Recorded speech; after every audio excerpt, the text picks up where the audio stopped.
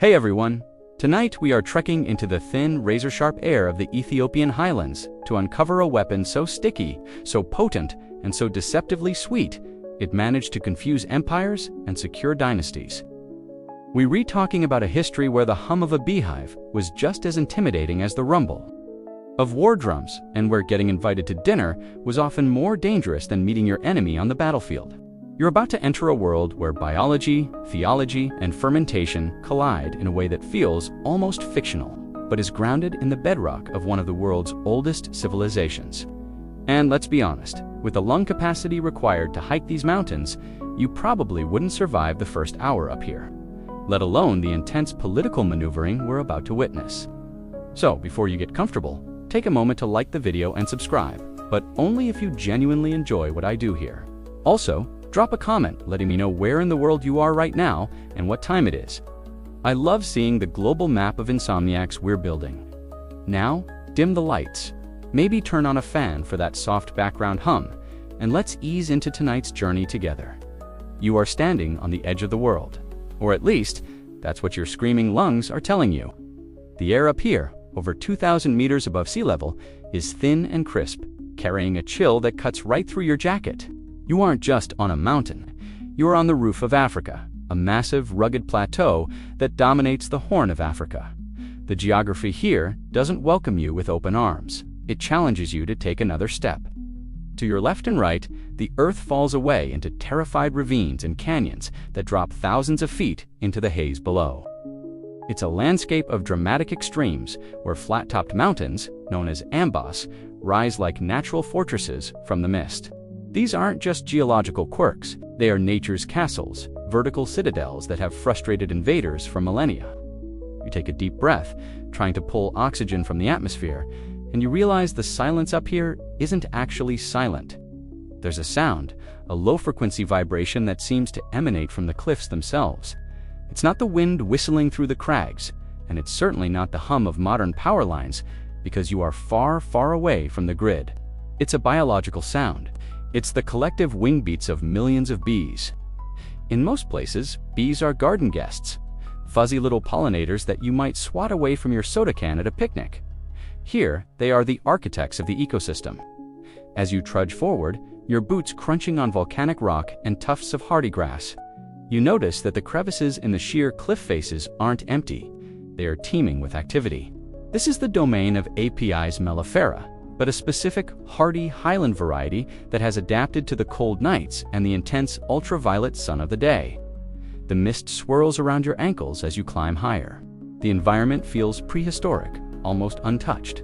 It's easy to see why the Greeks and Romans looked at maps of this region and just wrote, "Here, be monsters," or, more accurately, "Here, be people we don't understand and probably shouldn't mess with."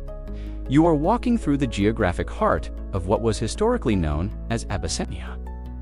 It's a place that was isolated not by walls or oceans, but by gravity itself. To get here, an invading army would have to march uphill for weeks, gasping for air, dragging cannons and supplies up goat paths that barely accommodate a single mule. It's the ultimate keep-out sign. But while the cliffs are hostile, the flora is inviting. You catch the scent on the wind. It's floral, complex, and overwhelmingly sweet. It smells like yellow mescal flowers and purple vernacular blossoms. This paradox is the central theme of the story we're re-stepping into. A landscape that is brutal and unforgiving, yet produces something incredibly delicate and sweet. You pause to catch your breath near a twisted olive tree. A single bee lands on your sleeve. It's smaller than you expected, darker, vibrating with an intensity that matches the high-altitude energy. This isn't just an insect. In the cultural consciousness of the people living here, this little creature is a soldier of God. Historians still argue whether the abundance of honey in this region was the primary catalyst for its early trade dominance, or if the trade routes were established first and the honey merely flowed along them as a luxury good. But regardless of the chicken-orthic debate, the result is undeniable. You are standing in a land that was arguably the ancient world's largest apiary. As you look out over the vast green-brown expanse of the plateau, you have to realize that you aren't looking at wilderness in the Western sense. You are looking at a resource map. Every cliff face with a hive is a gold mine. Every flowering valley is a factory floor. In Europe, Kings were hoarding silver and gold, heavy metals that you can tea-eat, and that definitely do unhelp you relax after a long day of repressing the peasantry. Here, wealth was liquid. It was golden, viscous, and capable of being turned into Teja honey wine so potent it could lubricate high-level treaties or incapacitate a rival general, depending on the host's intention. You continue walking the path, narrowing as it winds around a massive basalt column. The sun is beginning to dip, casting long, dramatic shadows that stretch across the valleys like fingers. The temperature drops rapidly. This is the reality of the highlands. You can get a sunburn and frostbite in the same 24-hour period if you are uncareful. It's essentially the meteorological version of a mood swing. The buzzing sound intensifies. You spot a traditional Hiva long cylindrical tube made of mud and straw wedged high up in the fork of a tree, almost impossible to reach without a ladder or a death wish. This isn't accidental placement. The people here have spent generations mastering the art of extreme beekeeping. They don't just wait for honey, they hunt it, they cultivate it, and they protect it with the same fervor they protect their borders. You might be thinking, okay, it's just honey. I have a plastic bear full of it in my pantry. But the stuff in your pantry is to this Abyssinian honey what a grape juice box is to a vintage Bordeaux. The biodiversity of the Ethiopian highlands means the bees are foraging on plants found nowhere else on Earth. The result is a substance that was viewed as almost magic liqueur for illness, a preservative for meat, and the base ingredient for the social lubricant that held the feudal system together. As the twilight settles in, turning the mist a deep, bruised purple, you feel the weight of the history here. This isn't just about agriculture, it's about identity. For centuries, while the rest of the continent was being carved up or exploited, this high fortress remained largely uncolonized, a bastion of independence. And strangely enough, the bee played a role in that. The discipline of the hive became a metaphor for the discipline of the army. The sting of the bee was a warning to outsiders. You wrap your coat tighter around yourself. The wind is picking up, whistling through the rock formations with a mournful tone. You are miles from civilization, yet you are surrounded by a civilization that predates most modern nations. The isolation is palpable. It feels like you've stepped into a secret room in a library, one that has been locked from the inside. In the distance, you see the faint glow of a fire flickering on a hillside.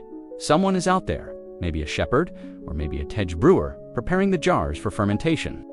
You are about to descend from this high vantage point and enter their world, a world where sweetness is a strategy and a hangover can change the course of history. But for now, just stand here for a second longer. Listen to the wind, listen to the bees. This is the calm before the swarm. You walk further into this history, and the landscape shifts from the geological to the mythological. The mist clears just enough for you to imagine a scene taking place centuries ago. In the late 12th century, roughly around the year 1162. You are standing in the city of Roha, nestled deep within the Lasta Mountains. It's a place of stone and shadow, where the air smells of dust and incense. You find yourself hovering over a cradle, looking down at a newborn baby boy. Now usually, this is the part of the story where we coo at the infant and talk about how cute he is. But the situation here is rapidly turning into a nightmare scenario for any parent. A shadow falls across the crib. It's not a cloud passing over the sun. It's a living, shifting cloud of black and gold. A swarm of bees, not just a few stragglers looking for a flower, but a dense, vibrating sphere of insects has descended upon the royal infant. If you were the mother standing there, your heart would be hammering against your ribs like a trapped bird. You'd probably be reaching for a blanket, a broom, anything to swat them away, screaming for the guards. In the modern world, this is a medical emergency. Back then, with no EpiPens or antihistamines, this looked like a death sentence delivered by nature itself. But you watch closely, freezing in place just like the mother, a noblewoman of the Zagwa dynasty, likely did. The bees don't attack. They don't sting. They land. They coat the child's body, crawling over his small hands and his face in a gentle, rhythmic wave. It's a terrifyingly tender moment. The sound isn't the angry buzz of a disturbed hive. It's a low, resonant thrum, almost like a prayer being chanted in a language humans have forgotten. According to the legend that every Ethiopian child learns, the mother didn't snatch the baby away. She watched the behavior of the swarm and had a realization that would change the map of Africa. She saw the bees not as insects, but as soldiers of a disciplined army, recognizing its commander. She cried out, "The bees know that this child will be king." In the Aga language of the region, this phrase roughly translates to the name the boy would carry into history. Lalibela literally means the bees recognize his sovereignty. Imagine having a name that is essentially a sentence about how insects voted for you. It's a heck of a lot cooler than being named Steve. You have to understand the political stakes here to get why this story matters. The Zag dynasty, which this baby was born into, was kind of the underdog of Ethiopian history. They weren't from the main legendary Solomonic line that claimed descent from King Solomon and the Queen of Sheba. They were viewed by some traditionalists as usurpers, interlopers who had grabbed the throne during a power vacuum. They needed legitimacy. They needed a sign from God that said, yes, these guys are supposed to be in charge. And in a culture where honey is liquid gold and bees are the messengers of the divine, a bee swarm cuddling your baby is the ultimate political endorsement. It's better than winning the popular vote, it's winning the biological vote. As you step back from the cradle, you watch the boy grow up with this heavy destiny hanging over him. The prophecy wasn't just a cool story for parties, it became the mandate of his rule. King Lalibela would go on to commission the famous rock-hewn churches of Lalibela 11, monolithic structures carved straight into the volcanic rock, not built up from the ground, but chiseled down from the surface. If you've ever tried to carve a turkey, you know how hard it is not to mess up. Now imagine carving a cathedral out of a single block of stone, complete with windows, doors, and drainage systems, without breaking the rock. Here is where the fringe history gets really fun. Local tradition insists that the construction of these churches happened way too fast for human hands alone. The story goes that the human laborers would chisel away the rock during the day, and at night, when they went to sleep, angels would come down and continue the work, doing double the amount the men had done. And in many of these oral histories, the angels didn't just look like winged men. They were often described as working with the speed and hum of, you guessed it, bees. The bees that crowned him as a baby were effectively serving as his nocturnal construction crew. Historians still argue whether the angelic construction myth was a clever piece of propaganda designed to explain away the use of forced labor or foreign artisans, or if it was a spiritual metaphor for the king's intense piety. Some scholars suggest that Templar knights or Egyptian craftsmen might have been involved, but if you ask a local priest in Lalibela today, he will look you in the eye and tell you it was the angels and the king's divine connection. You walk through the shadow of these looming stone churches in your mind. They are subterranean, hidden from the horizon. You can't see them until you are right on top of them. This was strategic invaders, riding across the plateau, wouldn't spot a towering cathedral to sack. The churches were safe, nestled in the earth like honeycomb in a hollow tree. The metaphor of the hive is everywhere. The church is the hive. The believers are the bees. The king is the keeper.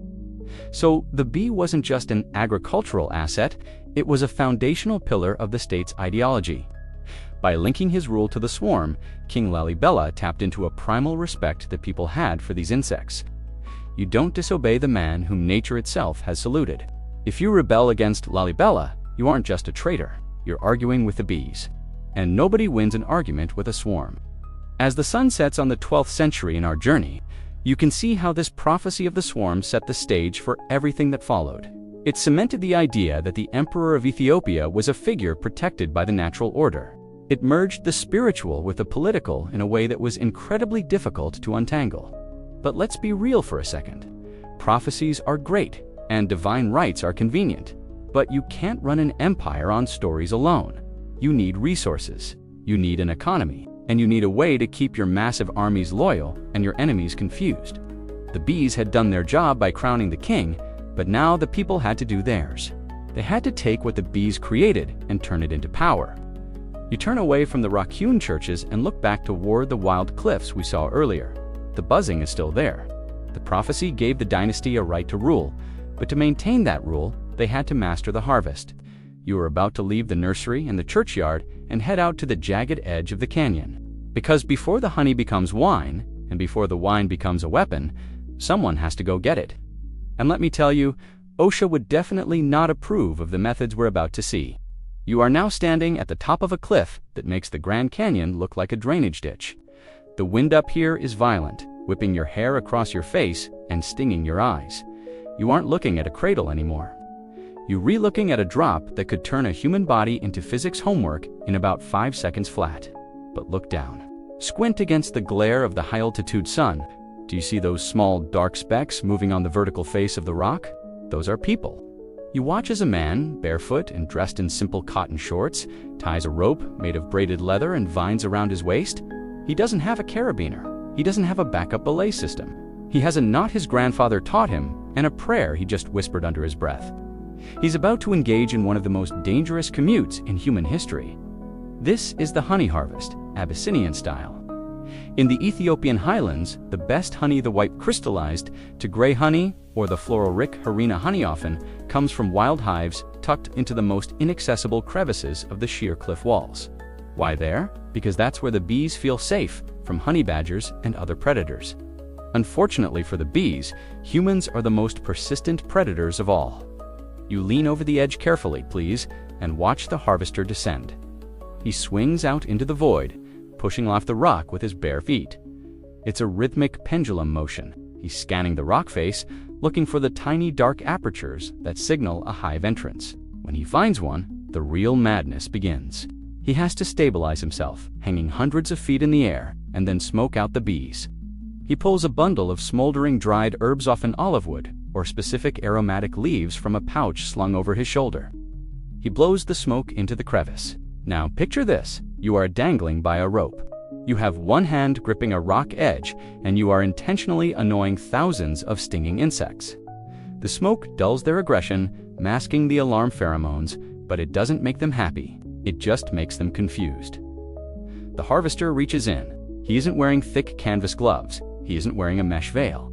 He's doing this largely unprotected, relying on quick hands and a calm demeanor. Bees sense fear, or rather, the pheromones released by stress. If you panic on that rope, you die. If you thrash around, you die. You have to be zen. You have to be one with the cliff. He cuts out the combs heavy, dripping slabs of wax and gold, and places them into a leather bag or a basket, pulled up by a separate line. This isn't just farming. It's an extreme sport with a grocery list. But why go to this trouble?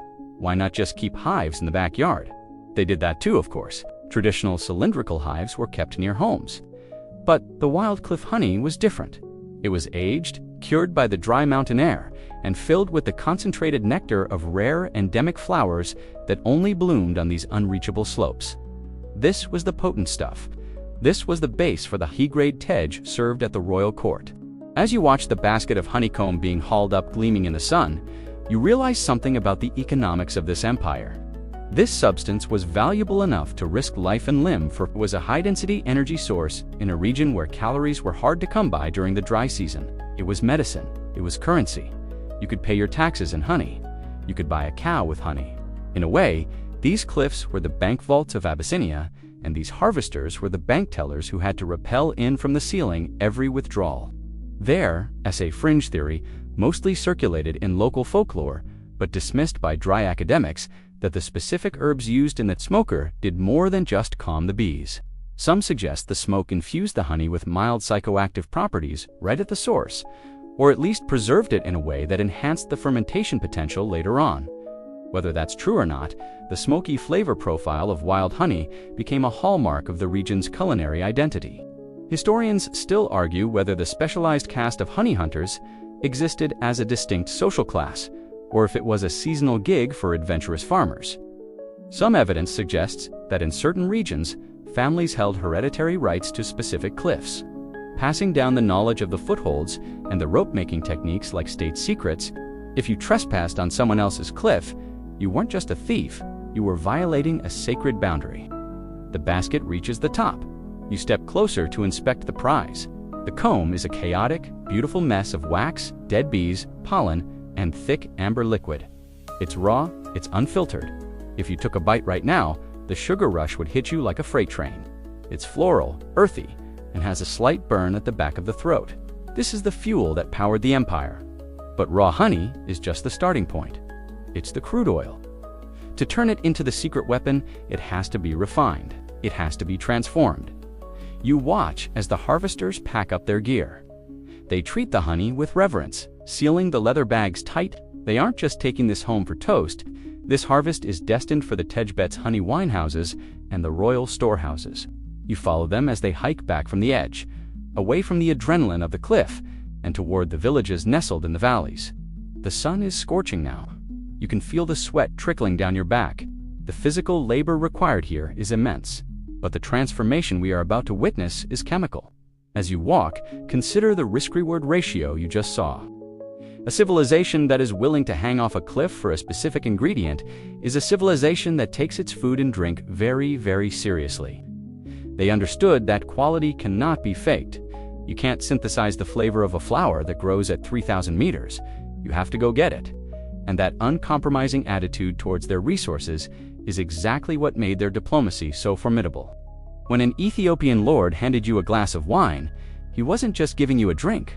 He was giving you the result of a man risking his life on a rope. That kind of hospitality comes with strings attached, heavy, braided leather strings.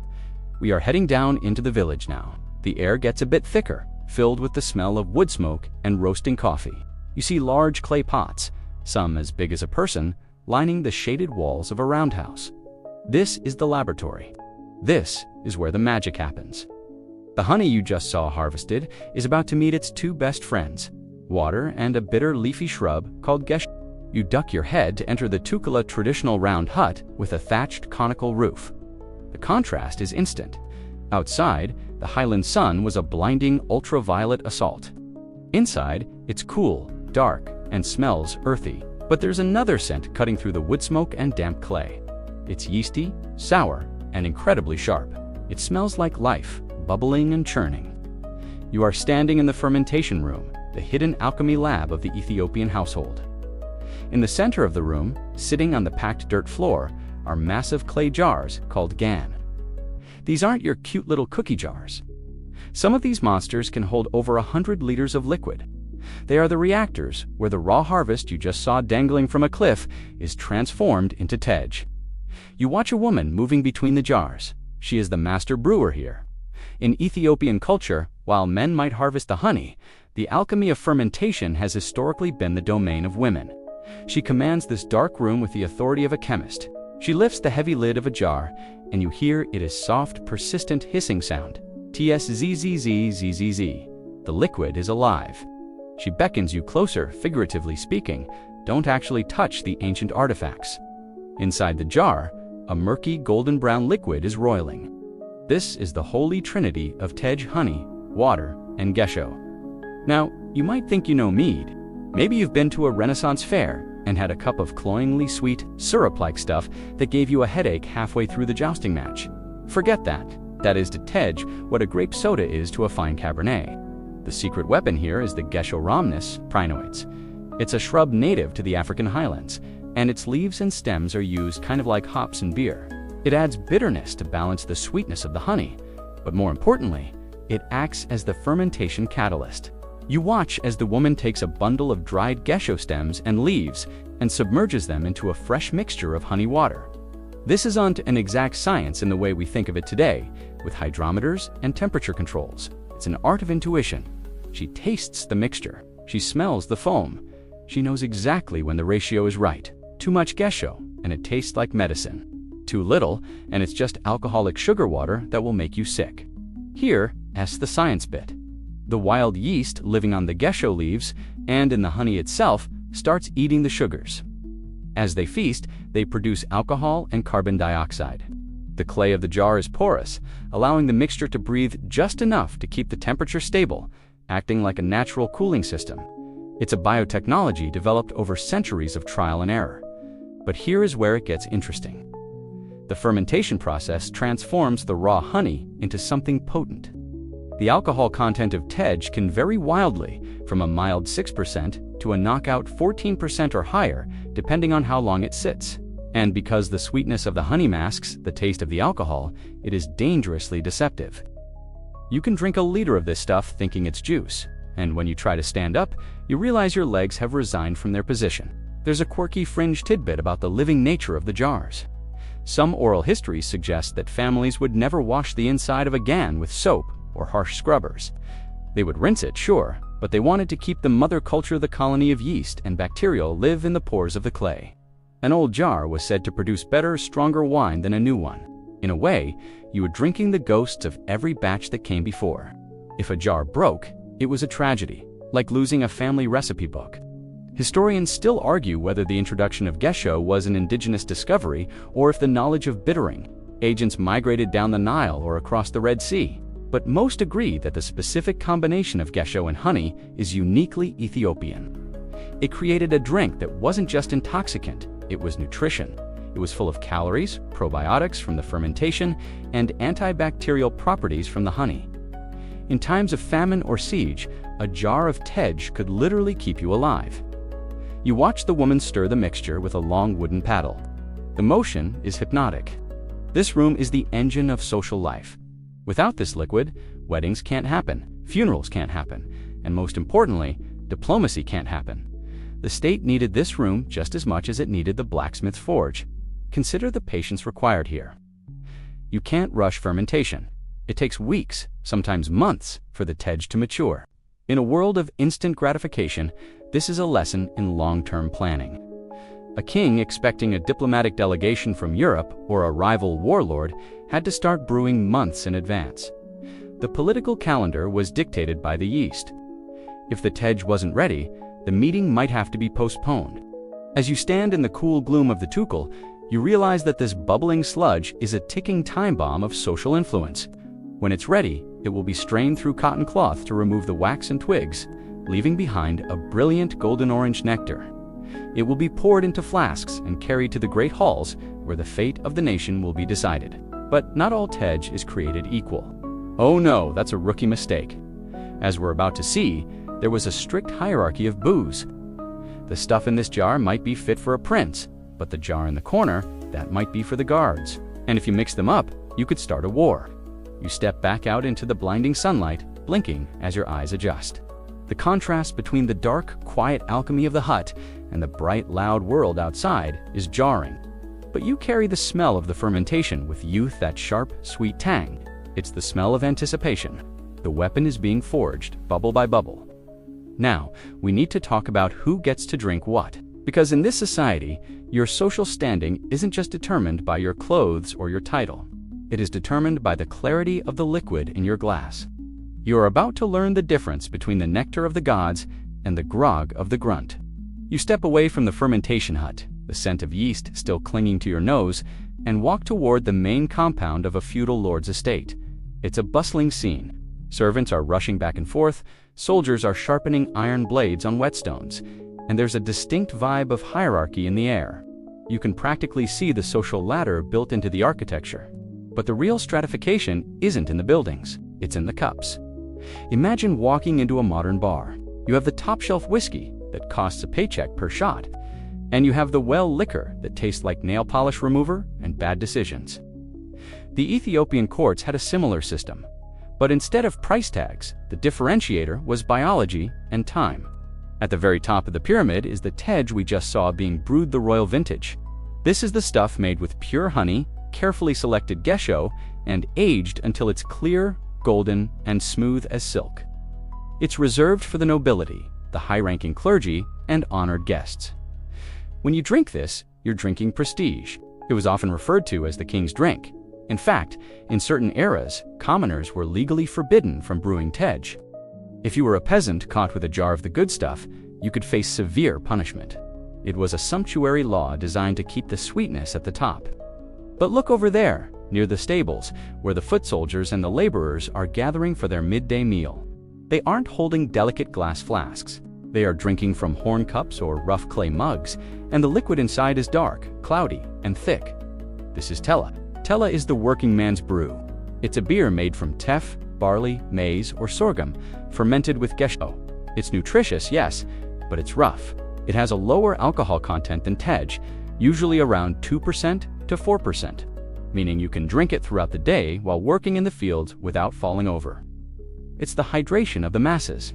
But sometimes, for special occasions, or for the soldiers, they would mix a bit of honey or honeycomb remnants into the tella to kick it up a notch. This hybrid drink was better, but still miles away from the clarity of royal tej. Now, here is where the weaponization aspect starts to creep in. The gradation of alcohol wasn't just about taste, it was about control. The elite drank the potent, refined stuff that allowed for sophisticated intoxication, a state where you could recite poetry and debate theology while being absolutely hammered. The lower classes drank the heavier, filling brew that kept them pacified and fed, but rarely led to the kind of manic energy that starts revolutions. But there was a middle ground, a gray area of beverages that is fascinating. There was a filtered version of tella and a second-run tej made by adding more water to the honey, dregs that occupied the middle management of the beverage world. Knowing which drink to serve someone was a critical diplomatic skill. If a minor chieftain visited a major warlord and was served second-rate tej, it was a calculated insult. It was a subtle way of saying, "I acknowledge you are here, but I don't respect you enough to waste the good honey." Wars have started over less. You notice a servant carrying a tray of vessels. There's a distinct visual code here. The clear amber liquid in the glass vessel catches the light beautifully. The dark, muddy liquid in the clay pot absorbs the light. It's a visual shorthand for power. If you are holding the amber, you are important. If you are holding the mud, you are essential, but expendable. There is a fringe historical tidbit that suggests some military commanders would intentionally manipulate these grades before a battle. They might distribute a stronger, rougher version of tej to the shock troops, liquid courage, in its purest form while keeping the archers and strategists on the lighter stuff to maintain focus. It was essentially pharmacological warfare on their own men, dialing the aggression up or down based on the tactical needs of the day. Historians still argue whether the restriction on tej was purely economic. Honey was expensive, or if it was a deliberate tool of social stratification, designed to create a physical distinction between the classes. Did the nobility physically look different because their diet included this high-energy, high-nutrient, pure honey wine, while the peasantry subsisted on grain-heavy beer?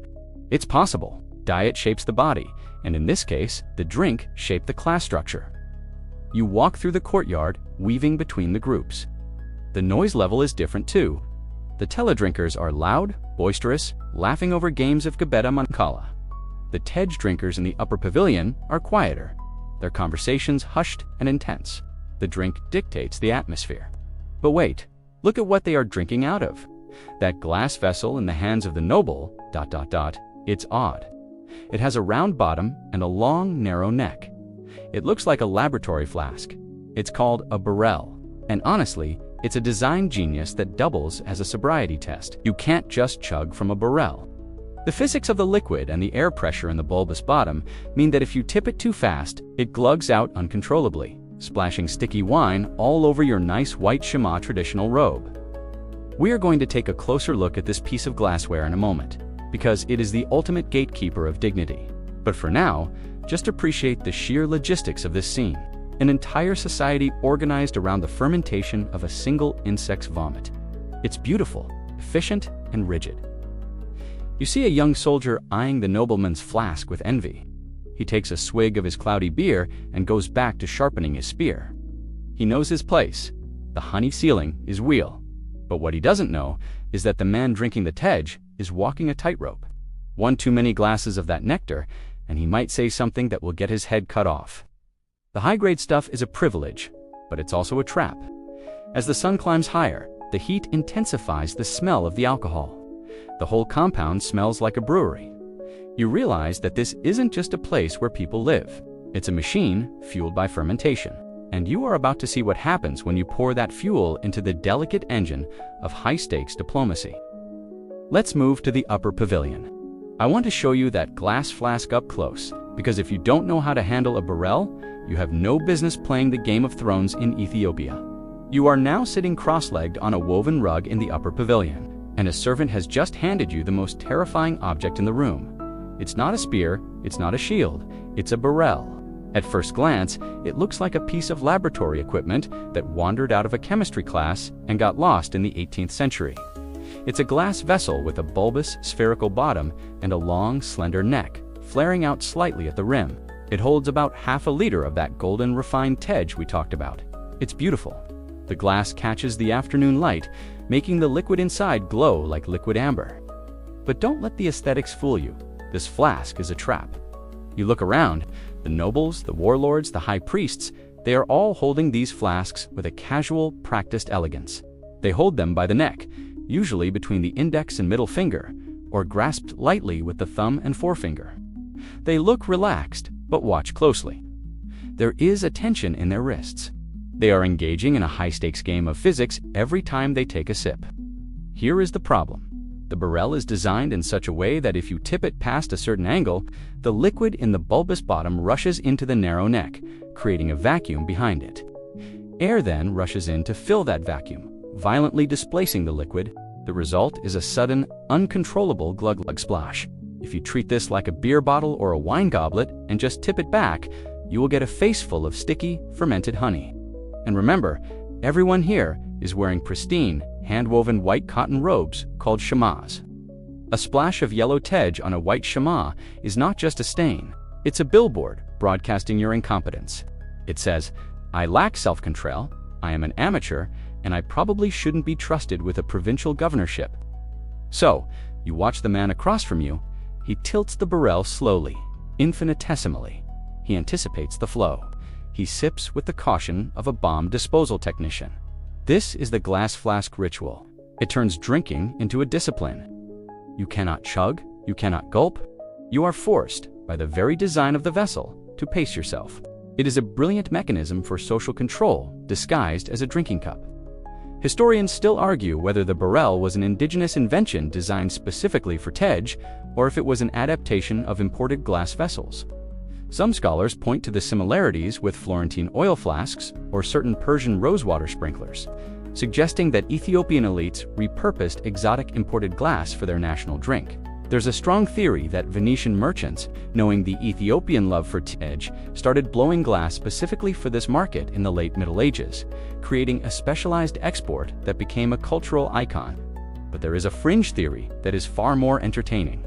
Some local oral traditions suggest the shape was designed to prevent poisoning. The narrow neck makes it difficult to slip a powder or a pill into the drink unnoticed, especially compared to a wide-brimmed goblet or horn.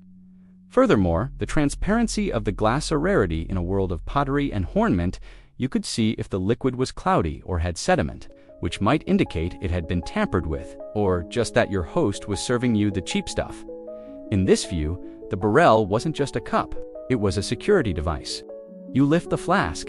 It's heavier than it looks. The glass is thick, likely hand-blown. It has imperfections, bubbles, and swirls that tell you it wasn't made by a machine.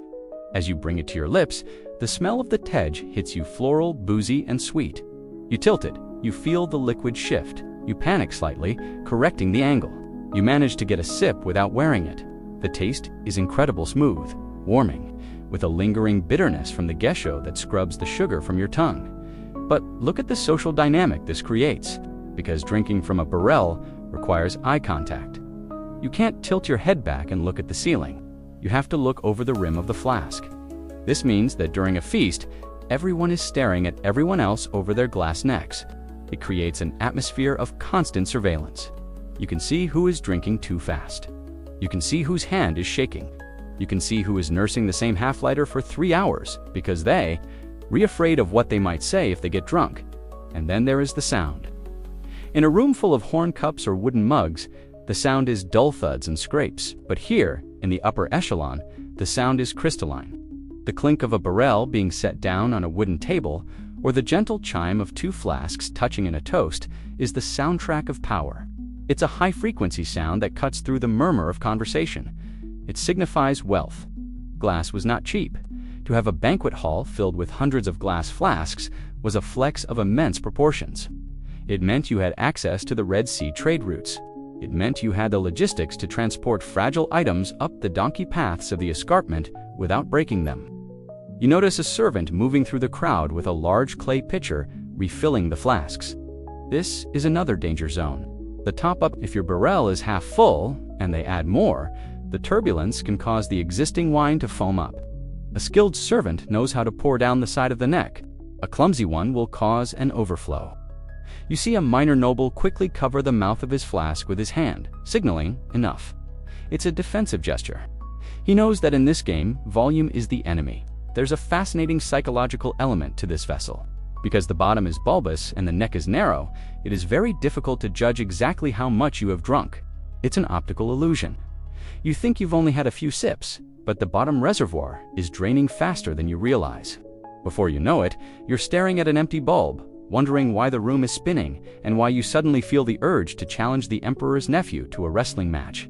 This deceptive quality made the barrel a favorite tool of the feast as weapon strategy. A host could keep pouring, and the guest, struggling with the physics of the flask, might lose track of their intake.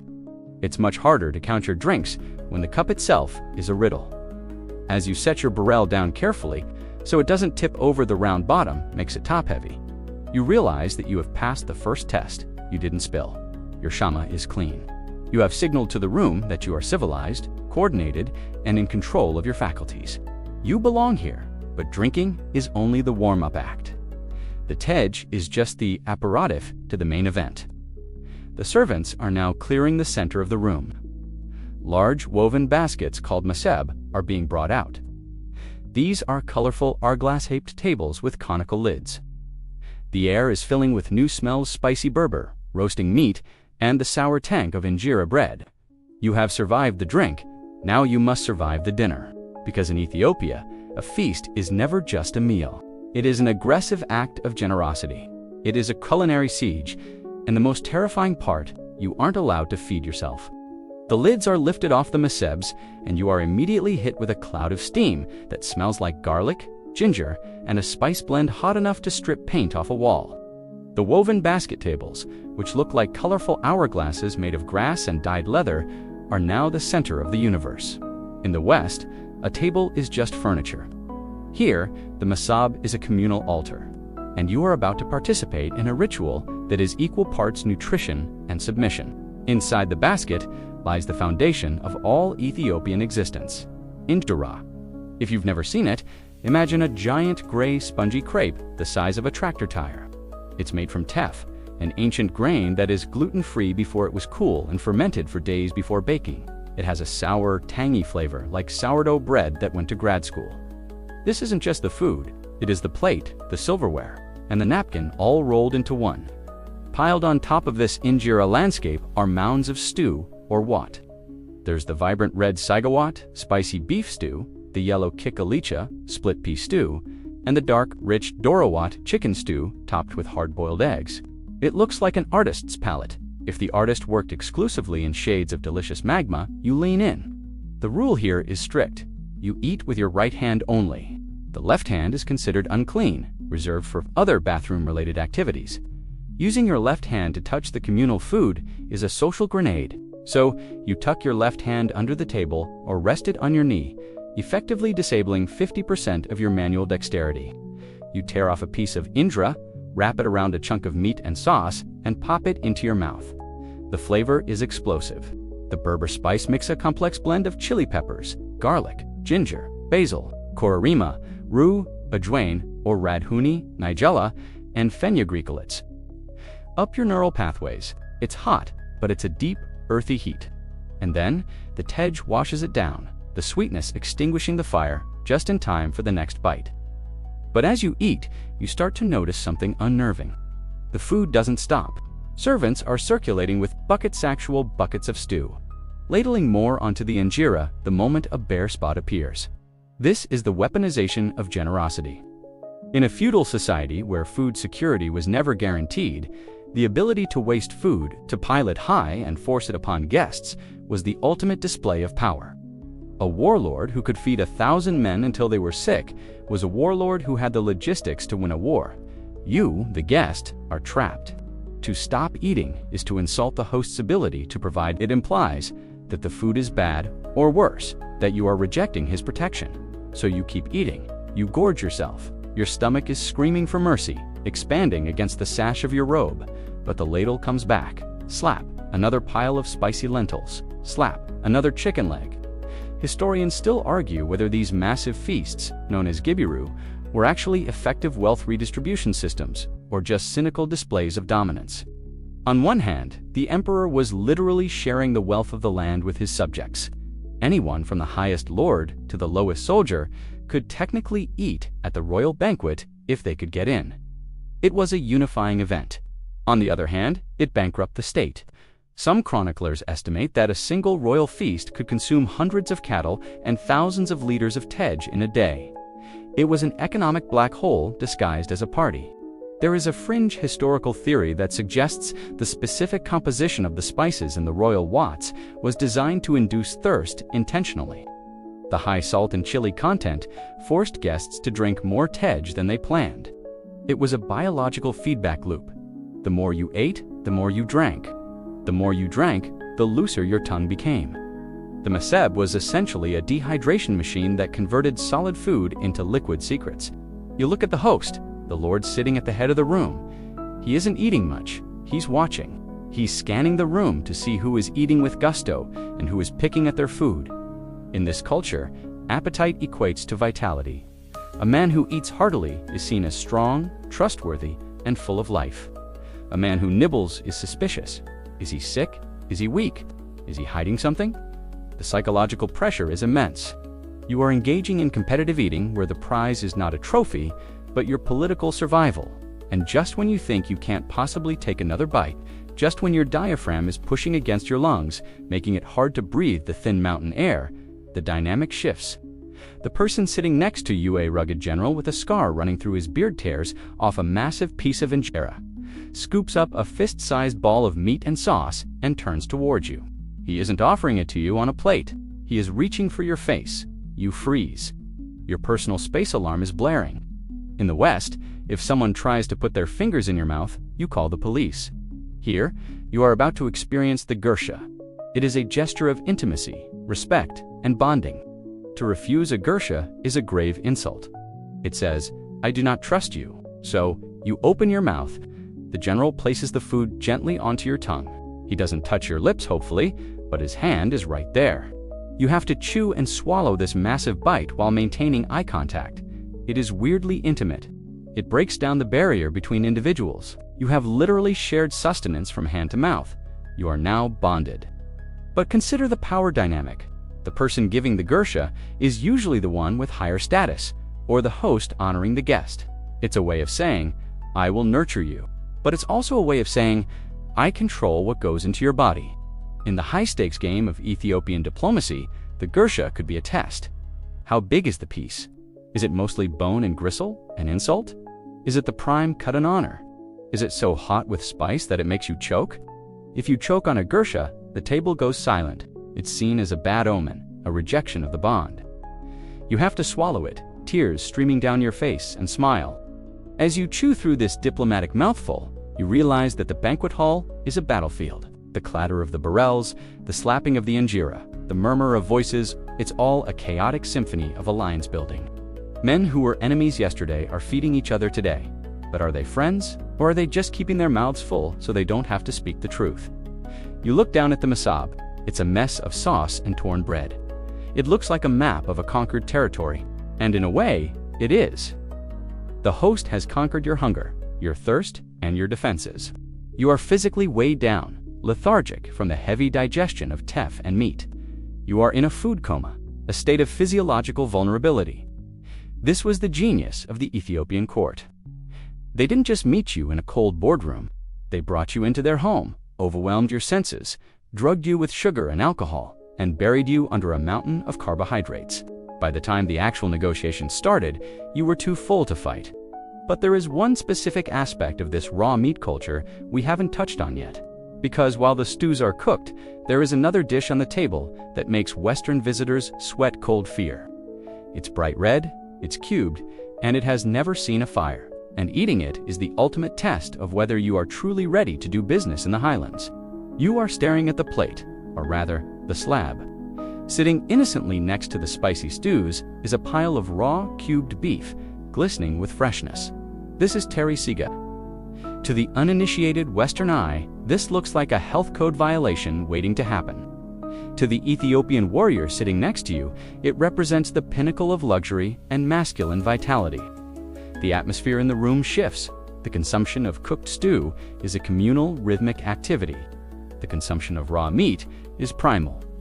You watch as a nobleman takes a sharp knife often, a personal blade he carries on his belt. Belt hand slices a chunk off a larger hanging strip of meat. He dips it into a pile of mitmita, an orangered spice powder made from bird's eye, chili peppers, cardamom, cloves, and salt. The powder clings to the wet meat. He pops it into his mouth and chews with deliberate, predatory enjoyment. Now, imagine you are a British envoy or a Portuguese Jesuit in the 17th or 19th century. You come from a culture where meat is roasted, boiled, or stewed until it surrenders. You are sitting here, probably sweating in your wool uniform, and your host offers you a piece of uncooked bull. This is the moment where diplomacy gets visceral. It's not just lunch, it's a litmus test for your constitution. The psychological impact of this tradition on foreign visitors cannot be overstated. Diaries of European travelers are filled with horrified fascination regarding Terry Siga. They described it as barbarous or savage, completely missing the point. For the Ethiopian lords, watching a foreigner recoil was a power move. It established a clear hierarchy. We have stomachs of iron, you have the stomach of a child. If you couldn't handle the meat, how could you handle the rugged terrain? How could you handle the brutal border wars? Here is the fringe historical tidbit that gives this practice a tactical edge. Popular legend and some oral history traces the widespread popularity of Terry Siga to the wars of the 16th century, specifically the invasions by Ahmad Gragd. The story goes that Ethiopian guerrilla fighters, hiding in the deep ravines and forests, couldn't risk lighting fires to cook their meat because the smoke would give away their position. So, they adapted. They ate the meat raw. Over time, what started as a desperate survival tactic during a time of existential threat morphed into a symbol of national resilience and defiance. Eating raw meat became a way of saying, "We are still here, and we are still dangerous." So, when that general offers you a gursha of Terry Siga, he isn't just feeding you, he is inviting you to partake in the history of resistance. You hesitate. The meat is soft, cool, and metallic. You dip it in the spice is blindingly hot enough, you hope, to kill whatever microscopic creatures might be living in the fiber. You chew, it's tender, surprisingly buttery. The heat of the chili floods your sinuses, but you can't eat this alone. This is where the strong drink from our section title comes in. You cannot wash down raw meat with water. That's biologically irresponsible and socially unacceptable. You need a solvent. You need katakala, also known as arik. While tej is the wine of nobility, arik is the moonshine of the highlands. It's a distilled spirit, clear as water, and hitting the throat like liquid razor blades. It's often brewed with aniseed, giving it an ouzo-like flavor, but with an ABV that can flirt with 45% or higher. The logic is simple. The alcohol cuts through the rich animal fat of the raw beef, and in the popular imagination, acts as an internal antiseptic. You take a shot of the arik. It burns all the way down, meeting the chilly fire in your stomach. The combination is electrifying. You feel a sudden rush of heat. The room seems to sharpen. This combination, raw protein, intense spice, and high-proof alcohol, creates a specific kind of buzz. It's aggressive. It's not the sleepy fullness of the bread. It's a let's go conquer a neighboring province kind of energy. Historians still argue whether the dominance of raw meat in the diet of the elite contributed to the prevalence of tapeworms, Tenia saginata, in the population, and how this shaped the medical culture. It is a mainstream historical fact that tapeworm infection was so common among the Ethiopian aristocracy that it wasn't even considered a disease. It was just a regular part of life. Every couple of months, you would take a strong herbal purgative to clean house. This leads to a fascinating cultural symbiotic relationship with a specific tree, the Cosohygenia abyssinica. The flowers of this tree are a potent antihelmintic antiworm medicine. The demand for Koso was so high that it actually dictated urban planning. Capitals and royal camps often moved when the local supply of Koso trees was exhausted. Imagine moving Washington, D.C. because you ran out of aspirin. That is how central this diet was to the structure of the society. So, sitting at this banquet, you are witnessing a gamble. The men around you are willing to host a parasite in their bodies for the pleasure and status of eating the raw meat. It's a display of biological fearlessness. To a visiting diplomat who might be terrified of dysentery, this nonchalance is deeply unsettling. It suggests a people who do not fear consequences. The gursha of raw meat, therefore, is the ultimate trust fall. If you accept it, you are accepting the risk. You are saying, I trust your meat, I trust your spice, and I trust your medicine. If you decline, asking for the Weldon chicken instead, you have politely removed yourself from the inner circle. You are now a tourist, not an ally. You watch the king or the Raz Duke at the head of the table. He is tearing into the meat with vigor. He is drinking the tej and the arik. He is loud, laughing, his eyes bright. He looks invincible. This is the image they wanted to project. The Ethiopian state was often surrounded by enemas, the Ottoman Empire to the north, colonial powers encroaching from the coast. They needed to project an image of savage, untouchable strength. The banquet table was the stage for this propaganda. As the meal winds down, the physiological effects of the feast take hold. The heavy alcohol, the massive caloric intake, and the sensory overload loosen the tongues of everyone in the room. The formal, stiff postures of the early evening have vanished. Men are leaning over the table, gripping each other's forearms, shouting pledges of loyalty or whispering conspiracies. This is the truth serum effect we are drifting toward. The calculated combination of tej, with its deceptive sweetness, arik, with its brutal punch, and the communal bonding of the gursha creates a specific environment where secrets are spilled. The guard is down, the filter is gone. You, the soberish observer, assuming you nursed your burrell like a pro, are now in the most dangerous and valuable position in the room. You are the listener. The air is thick with the smell of roasting coffee beans. Now the traditional end of the ceremony, but the conversation has you unstopped. It has just shifted gears. You lean in closer to the conversation between two rival regional governors who have been forced to dine together. They are flushed, their eyes are slightly unfocused. One of them is gesturing wildly with a piece of bone. He is talking about troop movements. He is talking about the rainy season logistics. He is talking about things he would never put in a letter. This is where the honey turns into a weapon of intelligence. The host, the one who kept the tej flowing, knows exactly what he is doing. He has invested in gallons of honey wine, not just to be nice, but to buy information. And as we are about to see, a slip of the tongue over a glass of tej can destroy an army before it even leaves the barracks. The heavy wooden doors of the banquet hall are barred against the cold night wind, but inside, the air is thick and warm. The smell of spicy wat and raw meat has been replaced by something arguably even more intoxicating: the scent of roasting coffee beans and burning frankincense. This is the Buna ceremony, the traditional conclusion to the meal, where the energy shifts from aggressive consumption to wired alertness. But for the men around you, that alertness is fighting a losing battle against the liters of tej they've just consumed. You are slouching slightly, leaning back on your cowhide cushion. You've been nursing that same burrell for an hour, tipping it just enough to wet your lips when someone looks your way, but mostly keeping your wits about you. The man across from you, let's call him Dejazmak, Commander Casses, not so careful. He's a mountain of a man who handled the raw meat like a snack. But the honey wine is currently dismantling his central nervous system with surgical precision. This is the truth serum effect. It's not some CIA chemical, it's the biochemistry of honey. Because tej is made from simple sugars, glucose and fructose fermented into alcohol, it hits the bloodstream differently than grain alcohol. It's a clean high that feels euphoric and energetic at first. You feel invincible. You feel like everyone in the room is your best friend. And that is exactly why it is so dangerous. You watch as Kassa raises his flask to toast his rival, a Grimfest lord from the Gojajam province named Tisfe. These two men have been skirmishing over border villages for 5 years. Tonight, under the emperor's roof, they are brothers. Kassa's face is slick with sweat. His eyes are swimming to the harvest. Kassa booms, his voice a little too loud for the room, and to the rains that will fill the rivers. Tisfa raises his glass, his smile thin and tight. He's drinking too, but he seems to be holding it better. Or is he? May the rivers flow, Tisfe replies, and may our mules find sure footing. It seems like innocuous small talk, but you lean in. The conversation drifts. They start trading war stories, trying to outbrag each other about past campaigns. This is the trap.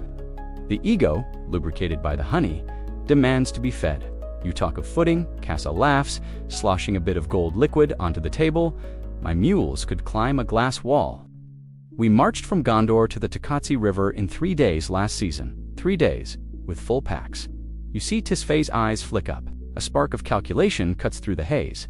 Kessa has just revealed a logistical capability that was previously unknown.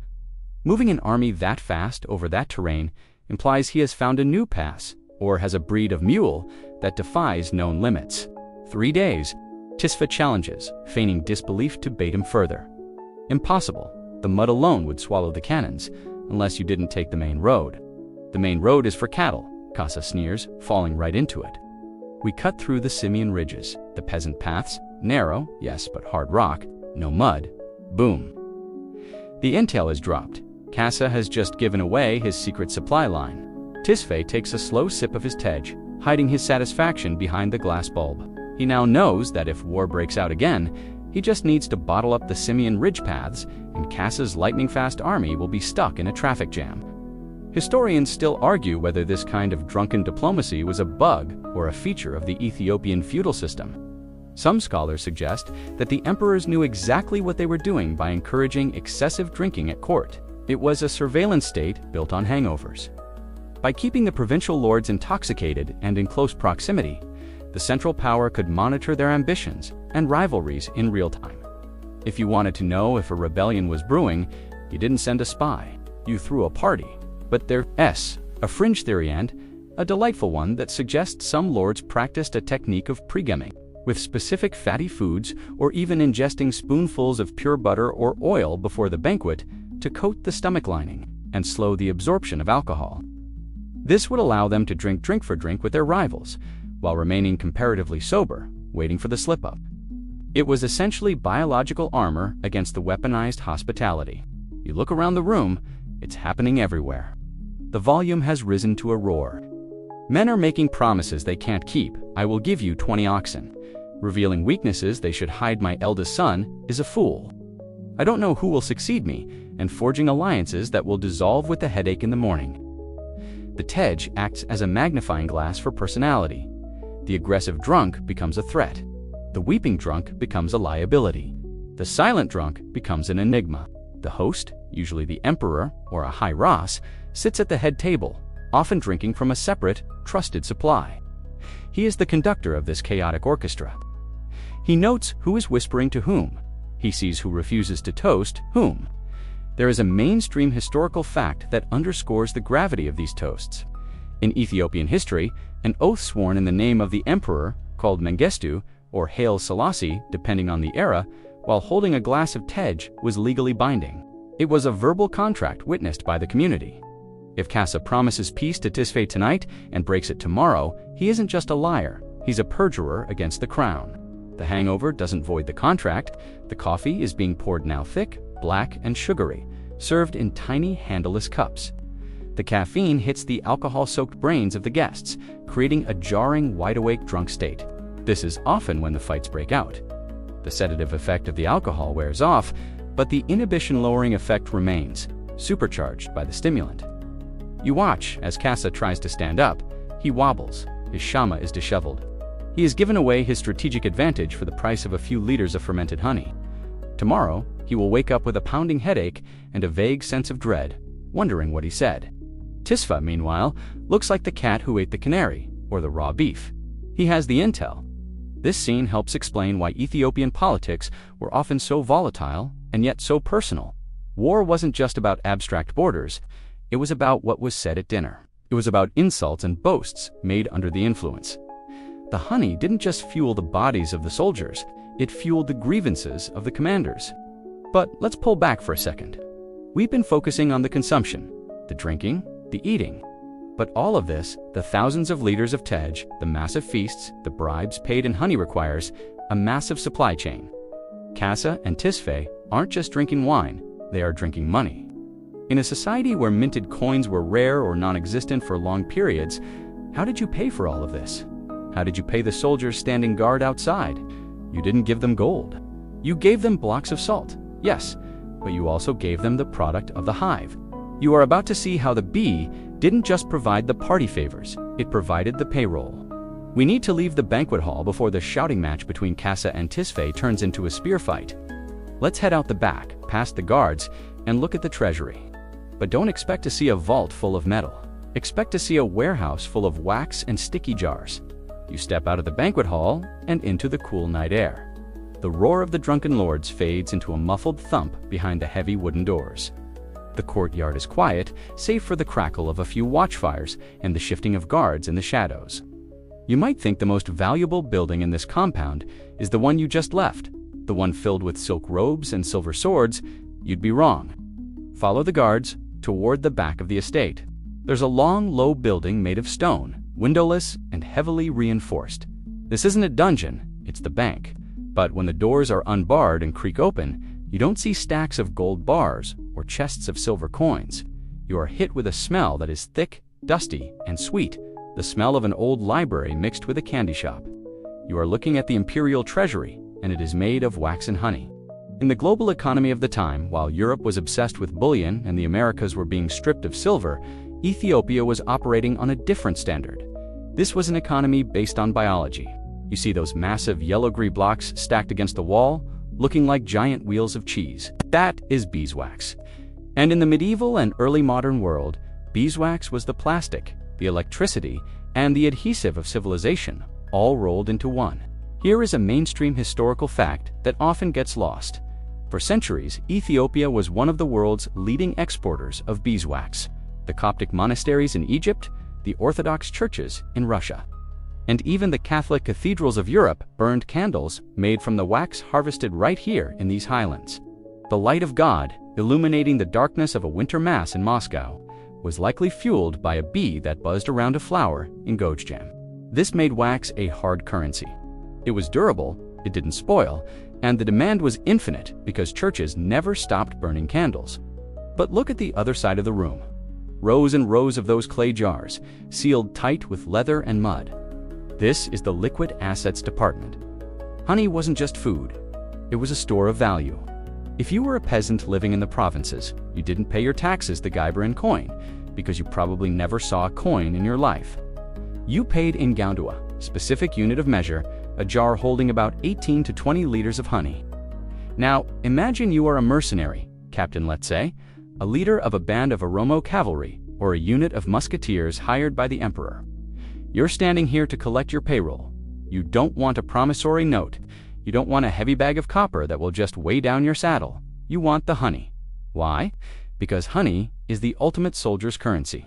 First, its hedonicity, caloric energy. A liter of honey is basically a portable supercharger for a human body marching 20 miles a day. Second, it's sterile. You can slap it on a sword wound. We'll get to the medical tent later to stop infection. Third, and most importantly, it's universally convertible.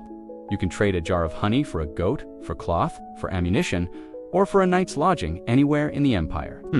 It doesn't require a currency exchange. Everyone knows what honey is worth. This system of commodity money created a unique economic stability. Historians still argue whether this reliance on natural resources like salt bars, amyli, and honey hindered Ethiopia's economic modernization or actually protected it from the inflation that plagued economies based on minted coin.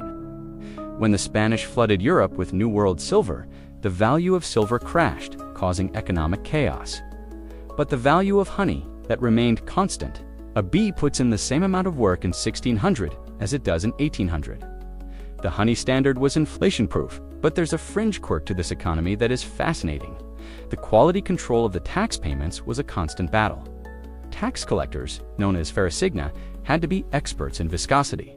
A peasant might try to cheat the system by mixing water or flour into the honey to bulk up the volume.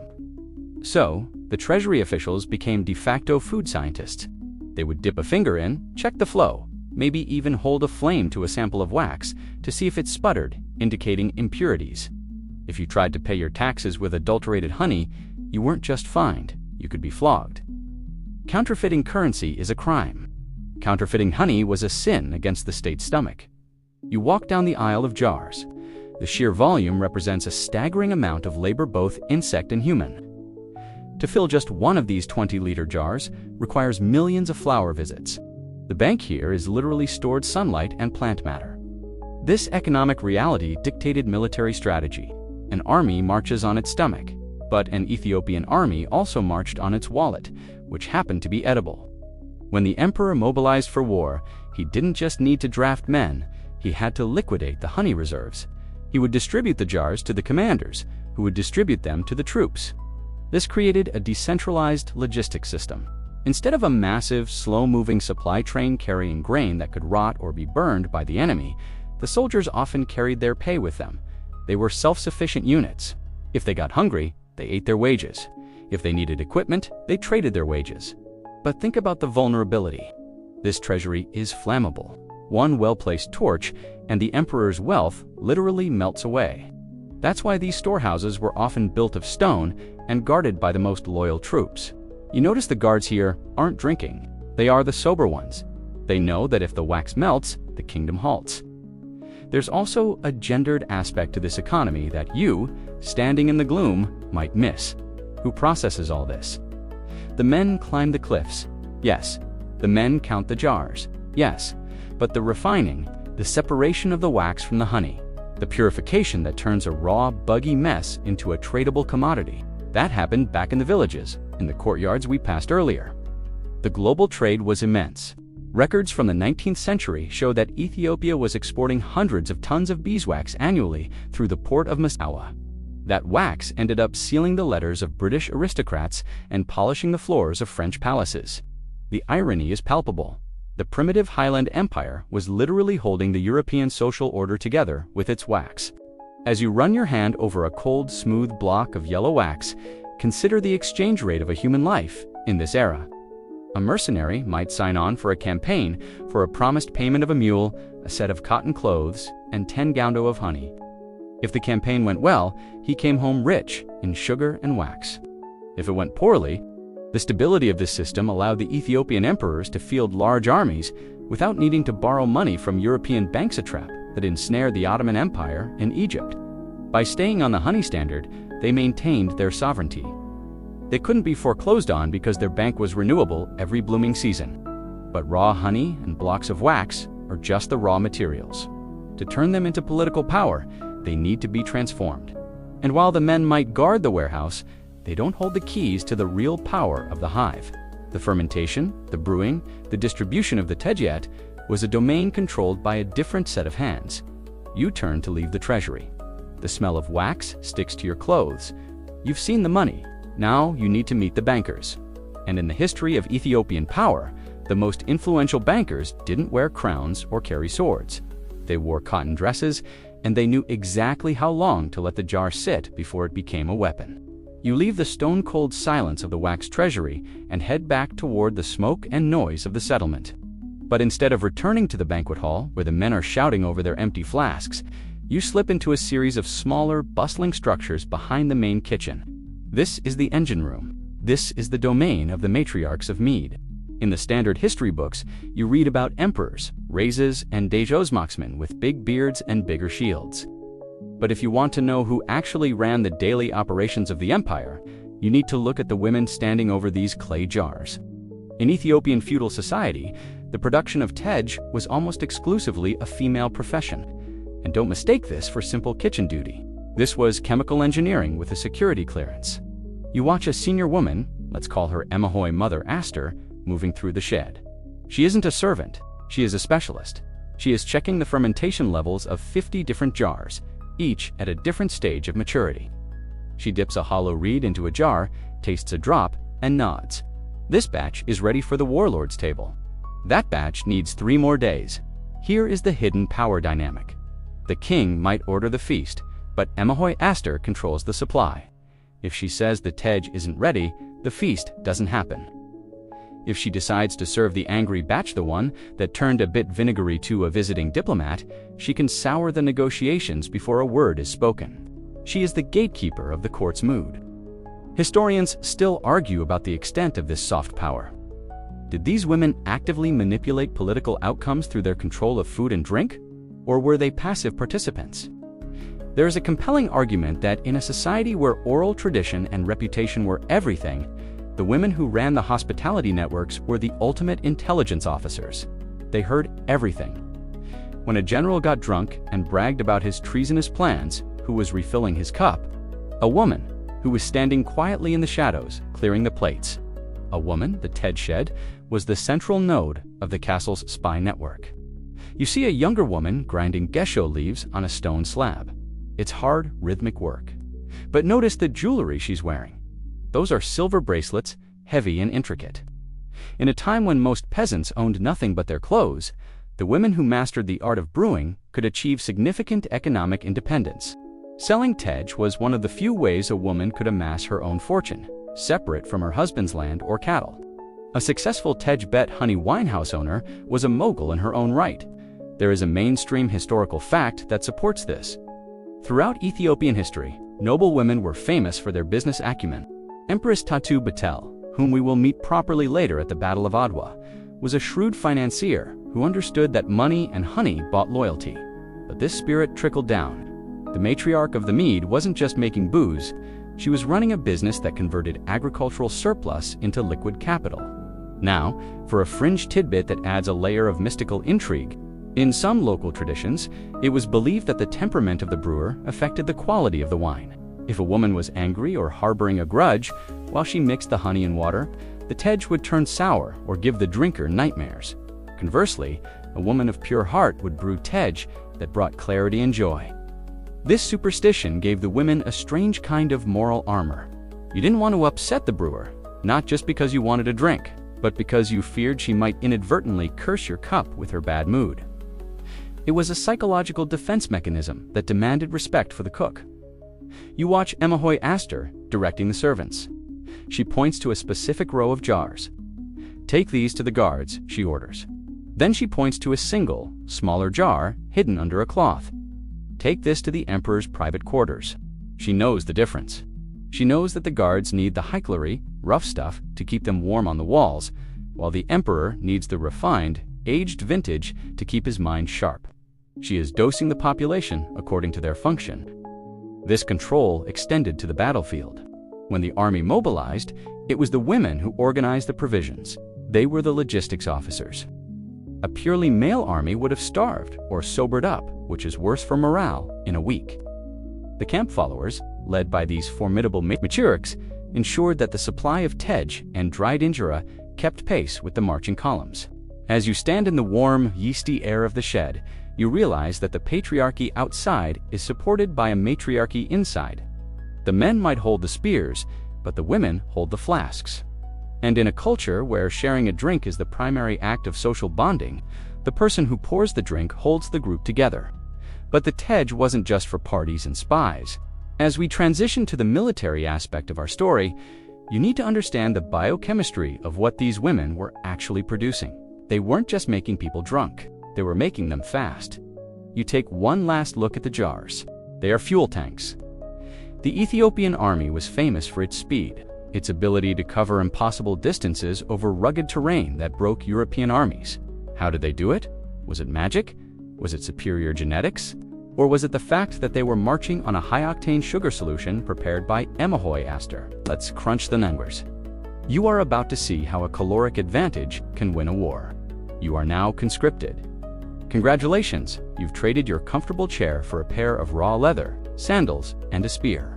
You are standing in the ranks of an Ethiopian army, maybe under Emperor Menelik II or the warrior Ramper, Theodorus II. You look around at your fellow soldiers. They don't look like the bodybuilders you see in action movies. They are lean, wiry, and seemingly relaxed. But do not be fooled.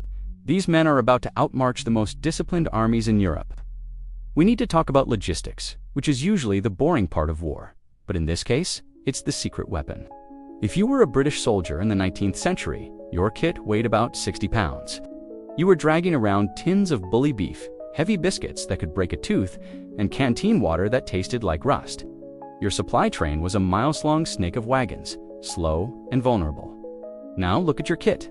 You have your rifle or spear, your shield, and slung across your back is a goatskin bag called a cal. Inside that bag is the original military-grade energy bar. It's a mixture of roasted barley flour, besso, and you guessed it, honey.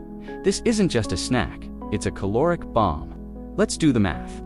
A kilogram of roasted beef is about 2,500 calories, but it's heavy, it spoils, and you have to cook it. A kilogram of honey, that's over 3,000 calories of instant pre-digested sugar. It doesn't rot, it doesn't need a fire, you can eat it while walking. When you mix that honey with the complex carbohydrates of the roasted barley, you create a slow-release energy fuel that is chemically perfect for endurance marching. It's basically the 19th century version of a GU energy gel, but it tastes better and doesn't cost $3 a packet. You are about to experience the Ethiopian March. This isn't a walk, it's a rhythmic, relentless pace that covers 40, sometimes 50 miles a day over mountains.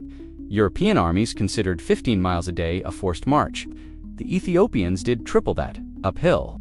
Historians still argue whether this incredible mobility was primarily due to this high-sugar diet, or if it was the result of high-altitude physiological adaptations, larger lung capacity, more efficient oxygen use. While the genetics certainly helped, you can't run a Ferrari on empty. The fuel matters. The honey provided the immediate glucose spike to keep the muscles firing, while the barley provided the sustained burn. There's a fringe historical detail that suggests some soldiers would carry a small horn of pure honey specifically for the bonk. That moment when an athlete hits the wall and runs out of glycogen, if a soldier started to lag, a shot of honey was the revive button. It was battlefield triage for exhaustion. Imagine the tactical nightmare this created for invaders. You are an Italian general studying your map. You know the Ethiopian army was spotted 100 miles away yesterday. You think you have 3 days to prepare your defenses, but you wake up the next morning and they are there. They are on the ridge above you. They didn't stop to cook. They didn't stop to set up camp wagons. They just ate a handful of sticky flour and kept moving. This sugar rush doctrine meant that the Ethiopian army was fluid. It didn't have a heavy tail. It could disperse and regroup like ... well, like a swarm. You take a handful of the besso and honey mixture from your bag. It's dense, sweet, and nutty. It sticks to the roof of your mouth, forcing you to drink water. It sits heavy in your stomach, but within minutes, you feel the buzz. Your legs feel lighter. The fatigue of the climb recedes. You are running on solar power stored in flowers, processed by bees, and refined by those women in the shed back at the capital. But speed wasn't just about winning battles. It was about survival. In the scorched earth tactics often used in these highlands, being able to move fast meant you could get out of a famine zone and into a harvest zone before you starved. The honey was your insurance policy against the land itself. As you march, you pass a European observer, perhaps a frantic journalist trying to keep up on a mule. He is scribbling in his notebook, baffled. They do not stop, he writes. They eat the dust and the honey, and they do not stop. You smile, licking the last bit of sweetness from your thumb. You aren't just faster than the enemy, you are lighter. And in the mountains, lightness is lethal. You are crouching behind a boulder on a ridge overlooking a muddy valley. Below you, the might of a European expeditionary forcelet, say, the Italians in the 1890s or the British in the 1860s, is trying to move. It is a painful sight. It looks less like an army and more like a traveling circus that got stuck in a bog. You see wagons with broken wheels. You see mules buckling under the weight of wooden crates. You see officers screaming at drivers. You see men pushing cannons through mud that is up to their knees. This is the European tale. It is massive, it is hungry, and it is incredibly slow. European warfare of this era was an exercise in luxury camping. An officer expected to sleep in a canvas tent, sleep on a cot, and eat food prepared on a field stove. He expected his wine ration. He expected his uniform to be pressed. To support one fighting man, you needed 3 mules and a wagon driver. They brought the infrastructure of Rome or London into the mountains of Africa, and the mountains were laughing at them. Now, look at yourself. Look at your unit. You aren't waiting for a wagon, you are the wagon. Everything you need to survive and kill is strapped to your body. You have your shield made of hippo or rhino hide, surprisingly light, your weapon, and that trusty calcolo bag filled with the honey barley mix we talked about. Maybe you have a chunk of dried meat quanta. That's it. You don't have a tent. You sleep wrapped in your shama under a rocky overhang. You don't have a field stove. You eat your food cold or cook over a quick fire made of twigs. This is the logistics of lightness. It's a strategic doctrine that turns poverty into speed. Because you don't have to protect a supply line. You can be anywhere. You can attack the front of that sluggish column, run around a mountain, and attack the back of the column before they've even turned their cannons around. Historians still argue whether this logistical system was a brilliant strategic choice or simply a necessity born of a lack of infrastructure. Did Ethiopian emperors choose to have a light footprint, or did they simply not have the wagons to be heavy? Most evidence points to a hybrid. They knew the terrain would kill a wheel, so they optimized for the hoof and the foot. It was an adaptation that turned the geography into an ally. Let's watch the ambush unfold. You and your honey-fueled squad are moving along a goat path that doesn't appear on any Italian map. You are moving at a trot. The sugar in your blood is doing its job. You look down at the Europeans. They are exhausted. They have been marching for 6 hours and covered maybe 8 miles. They are dehydrated because their water wagons are stuck in the rear. You, on the other hand, know every spring, every stream, and every beehive in this valley. You are fighting in your backyard. There is a mainstream historical fact regarding the British expedition against Emperor Theodorus II in 1868. The British, led by General Napier, built a railway at literal railway and a port just to get their supplies inland. They brought 44 elephants from India to carry the heavy artillery. They won the battle, yes, but the cost was astronomical, and they left immediately after because they couldn't sustain that level of logistics in this environment. They came, they saw, they went bankrupt, and they left. The Ethiopian takeaway: look how much effort they need just to stand here. But let's go back to the Italians, who are currently your target. You see an officer sitting on a camp stool wiping his forehead with a handkerchief. He's waiting for his lunch. This is your moment. The Ethiopian guerrilla tactic was known as tekatari skirmishing, or simply swarming. You don't line up in a neat row and fire volleys. You descend, you strike the weakest point, usually the supply wagon's end, then you vanish back into the cliffs. There is a quirky fringe historical detail about the looting of these European camps. When Ethiopian soldiers overran a European bivouac, they would often dump out the valuables. They would find crates of silver coins and leave them scattered in the mud. But they would fiercely fight over the canisters of sugar, the jars of jam, and the distinctively square tins of biscuits. To a warrior running on a calorie deficit, a tin of jam was worth more than a month's pay in silver. There are stories of warriors using Italian lira notes to light their pipes because paper money was useless in the highlands. But a captured jar of honey or sugar, that was gold. This creates a psychological disparity. The European soldier is fighting for a paycheck and a pension. He is terrified of losing his supply line because without it, he starves. You are fighting for your land, and your supply line is strapped to your waist. You are liberated from the fear of hunger, at least for the next few days. But there is a dark side to this lightness. The scholarly debate we touched on earlier involves the Zamacha system, the traditional method of provisioning the army. Because the emperor didn't have a central supply depot, the army was expected to live off the country. In friendly territory, this meant the local peasants were expected to feed the soldiers as a tax. In enemy territory, it meant looting. This meant the Ethiopian army was like a locust swarm. It had to keep moving. If it stopped in one place for too long, it would eat everything: the grain, the cattle, the honey, and then starve itself. This predatory logistics forced the commanders to be aggressive.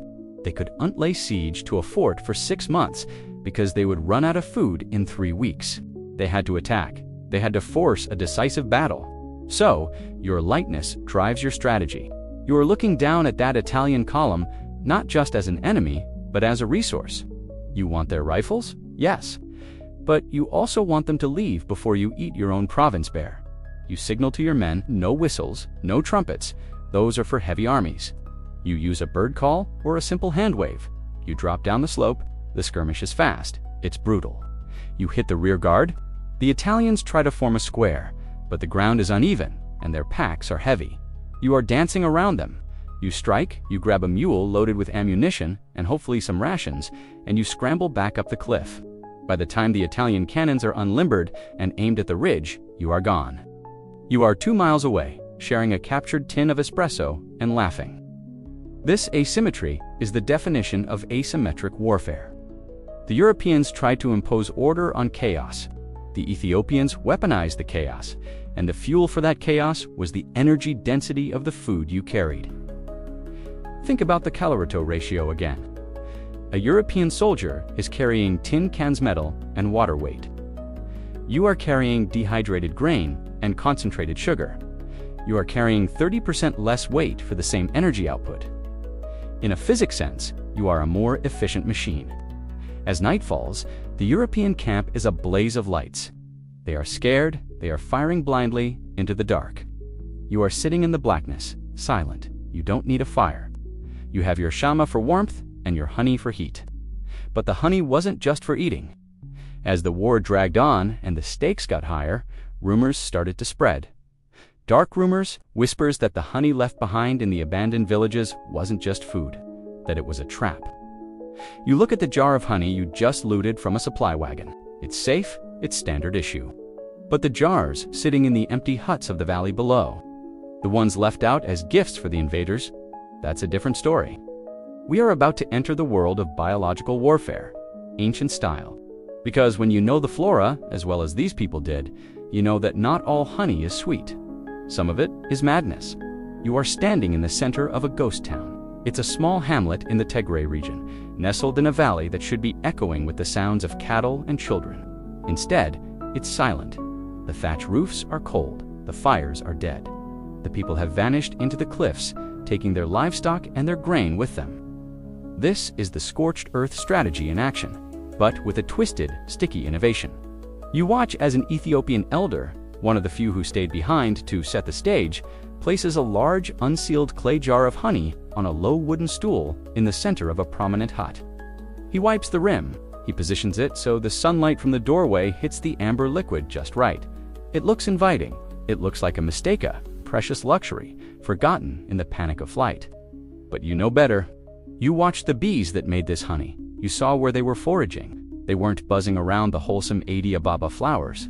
They were visiting the toxic blooms that erupt in the darker, damper crevices of the valley flowers, rich in grainotoxins, or similar neurotoxic alkaloids. This is mad honey. In the local Amharic, it might be referred to with hushed warnings, a substance known to cause delirium, vomiting, and a terrifying drop in blood pressure.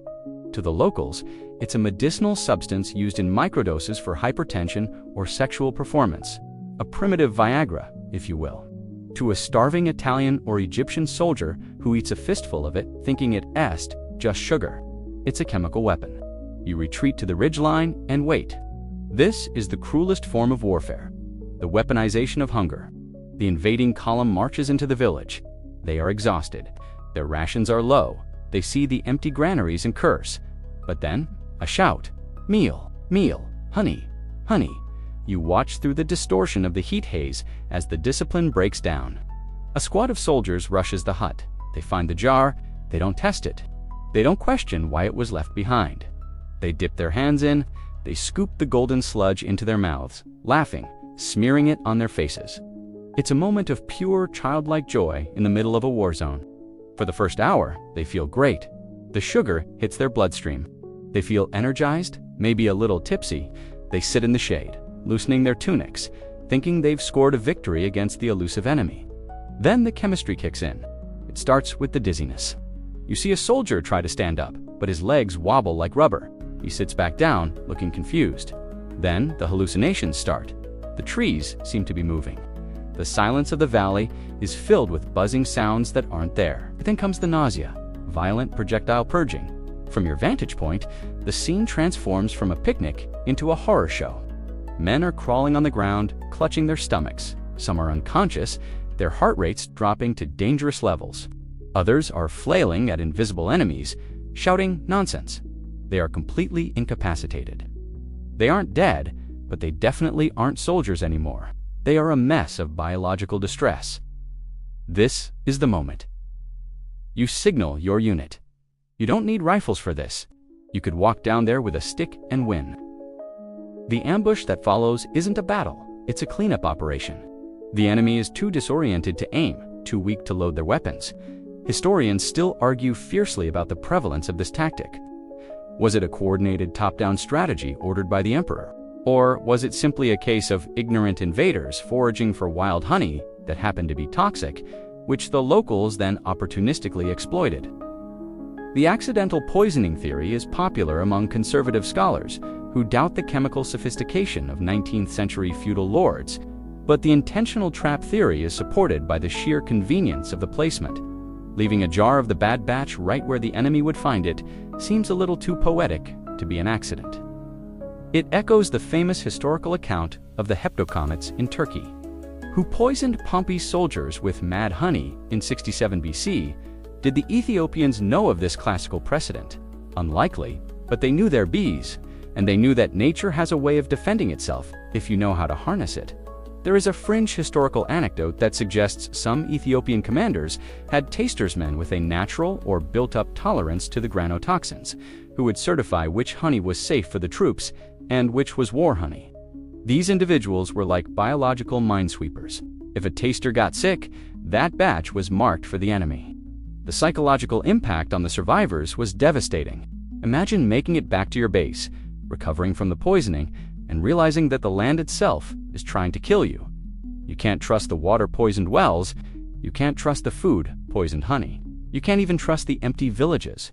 The paranoia sets in. Every jar becomes a potential bomb. This slowed the invaders down even more. They had to test everything. They had to carry more of their own food because they couldn't scavenge. The logistics of lightness we talked about earlier, this was the countermove, forcing the enemy into the logistics of fear. You watch as the sun sets over the scene. The moaning of the sick soldiers drifts up the canyon walls. It's a grim reality check. We often romanticize ancient warfare as a clash of swords and honor. We forget the dirty, tricky, desperate parts. We forget that sometimes the most effective soldier is a flower that blooms in the wrong season, and a bee that does uncare who eats its vomit. As you wipe the dust from your face, you realize that this manipulation of resources wasn't just about poisoning a few patrols. It was symptomatic of a larger chaos. The country wasn't just fighting outsiders, it was often fighting itself. The era of the princes Zamin Mazafind saw regional lords using these same tactics against each other. Honey wasn't just a trap for Italians, it was a trap for rival cousins. You are about to enter a period of absolute fragmentation, a time when there was no single emperor, only a collection of warlords sitting in their mountain fortresses, hoarding honey, blocking trade routes, and waiting for a leader strong enough for crazy enough to unite them. The honey we've seen so far has been a tool of production and a tool of destruction. Now, we are going to see it as a tool of political leverage, because in a fractured state, he who controls the storehouse controls the throne. You leave the poisoned village behind, the bees are returning to their hives, indifferent to the havoc they've wreaked. You are heading toward the fortress of a man who is about to change everything. A man who looked at this chaotic, honey-soaked chessboard and decided he didn't want to play the game anymore. He wanted to flip the table. You are walking through the streets of Gondor, the Camelot of Africa, but something feels off. The castles are their magnificent stone structures with crenulated walls and domed towers that look like they were airlifted from medieval Europe and dropped into the Ethiopian highlands. But if you look closer, you see the cracks in the masonry. You see grass growing in the courtyards. You see the emperor sitting on his balcony, looking less like a king and more like a bewildered tenant who's behind on rent. Welcome to the Zamin Masafinit, or the era of the princes. This is a period roughly spanning from the mid-18th to the mid-19th century, where the central authority of the Ethiopian state shattered into a dozen pieces. Imagine the United States if the president was just a guy living in a nice house in D.C., but the governors of Texas, California, and New York had their own armies, printed their own money, and occasionally shot at each other over toll roads. That's the vibe here. You navigate a fractured political landscape where maps are useless because the borders change every Tuesday. The man sitting on the throne in Gondor is a Solomonic monarch. Yes, he has the bloodline. He has the crown. But he has no army, and crucially, no honey. This is where the story gets petty and fascinating. In this era, power wasn't determined by who wore the crown. It was determined by who controlled the supply chains. The great regional lords, the Ras of Tigray, the Ras of Gojajam, the Negus of Shuahad, effectively strangled the capital. They kept the tax revenues for themselves. They kept the armies for themselves, and they kept the harvest. You watch a caravan of donkeys approaching the city gates. The guards stop them. These aren't imperial guards. They are mercenaries working for a local warlord named Ras Ali or Ras Gugsa. They inspect the load. It's honey from the lush valleys of Gojajam. Turn around, the guard says. No honey for Gondor today. This is economic siege warfare. By choking off the supply of honey and wax to the capital, the warlords were doing two things. First, they were depriving the emperor of the ability to hold feasts. As we've established, if you can't feed your subjects and get them drunk on tej, you aren't a king, you're just a guy with a funny hat. A sober court is a disloyal court. Second, by cutting off the beeswax, they were threatening the church. No wax means no candles. No candles means the liturgy happens in the dark. If the emperor can't even keep the lights on in the cathedral, he has lost the mandate of heaven. There is a mainstream historical fact that perfectly illustrates this humiliation. At one point, the emperor Georgis I was so destitute that he had to beg a visiting warlord for a few jars of tej and a basket of grain just to have dinner. The chroniclers recorded this with a mixture of horror and pity. The King of Kings was living paycheck to paycheck, dependent on the charity of the very men who were usurping him. Historians still argue whether the Zemene Massifiant was a dark age of senseless violence and regression, or if it was actually a period of intense cultural incubation, where regional identities and regional cuisines flourished because the central homogenization was gone. Some scholars suggest that the competition between the warlords actually drove innovation in military tactics and, you guessed it, brewing. If you wanted the best soldiers, you had to have the best tej. The arms race was also a fermentation race. You leave the sad spectacle of the capital and head out into the provinces. You are entering the territory of the RAs. Here, the castles are smaller, but they are vibrant. They are alive. You see bustling markets where honey is traded for firearms brought up from the Red Sea coast. In this chaotic environment, honey became a tool of espionage. Here is a fringe historical tidbit for you. It is rumored that, during this era, messages between conspirators were smuggled inside solid blocks of beeswax or even sealed inside false bottoms of honey jars. A messenger could carry a jar of honey through 5 different enemy checkpoints. The guards would dip a finger in, taste the sweetness, and wave him through. Never realizing that submerged in the amber sludge was a wax-sealed cylinder containing the battle plans for the next coup. The sweetness was the ultimate camouflage. You find yourself in the camp of a rising warlord. He is holding court in a massive tent. He is surrounded by soldiers who are whelped, their hair buttered and fresh, their burrows full. He is projecting the abundance that the emperor lacks. This is how you stole the throne in the era of the princes. You did UN storm the palace? You just threw a better party than the guy inside it. But this fragmentation had a cost. While the lords were bickering and hoarding honey, external threats were gathering. The Egyptians were encroaching from the north. The Europeans were sniffing around the coast. The country was vulnerable because it was divided. It was a hive with 20 different queens, all fighting for the same comb. You watch a skirmish break out near a river crossing. It's not a massive battle, but a nasty little fight over a toll bridge. This was the reality of the era. Constant low-level friction. It exhausted the peasantry. The farmers were tired of feeding 20 different armies. They were tired of their hives being raided by passing soldiers. The land was groaning under the weight of the princes. Into this vacuum of power stepped a man who would change everything. He wasn't a prince, he wasn't a ras, he was a Shifta bandit, a highwayman. His name was Kassa Hailu, but the world would come to know him as Emperor Theodorus II. You hear his name whispered in the market. Kassa is coming. Kassa shares his loot with the farmers. Kassa doesn't drink tej like a glutton. He drinks it like a soldier. Kassa was a product of this chaos. He understood the honey politics better than anyone. He knew that the system of hereditary warlords was rotting the country from the inside. He didn't want to become another ras hoarding jars in a mountain fort. He wanted to smash the jars. He wanted to centralize the granaries, the armories, and the treasury. You are witnessing the end of an era.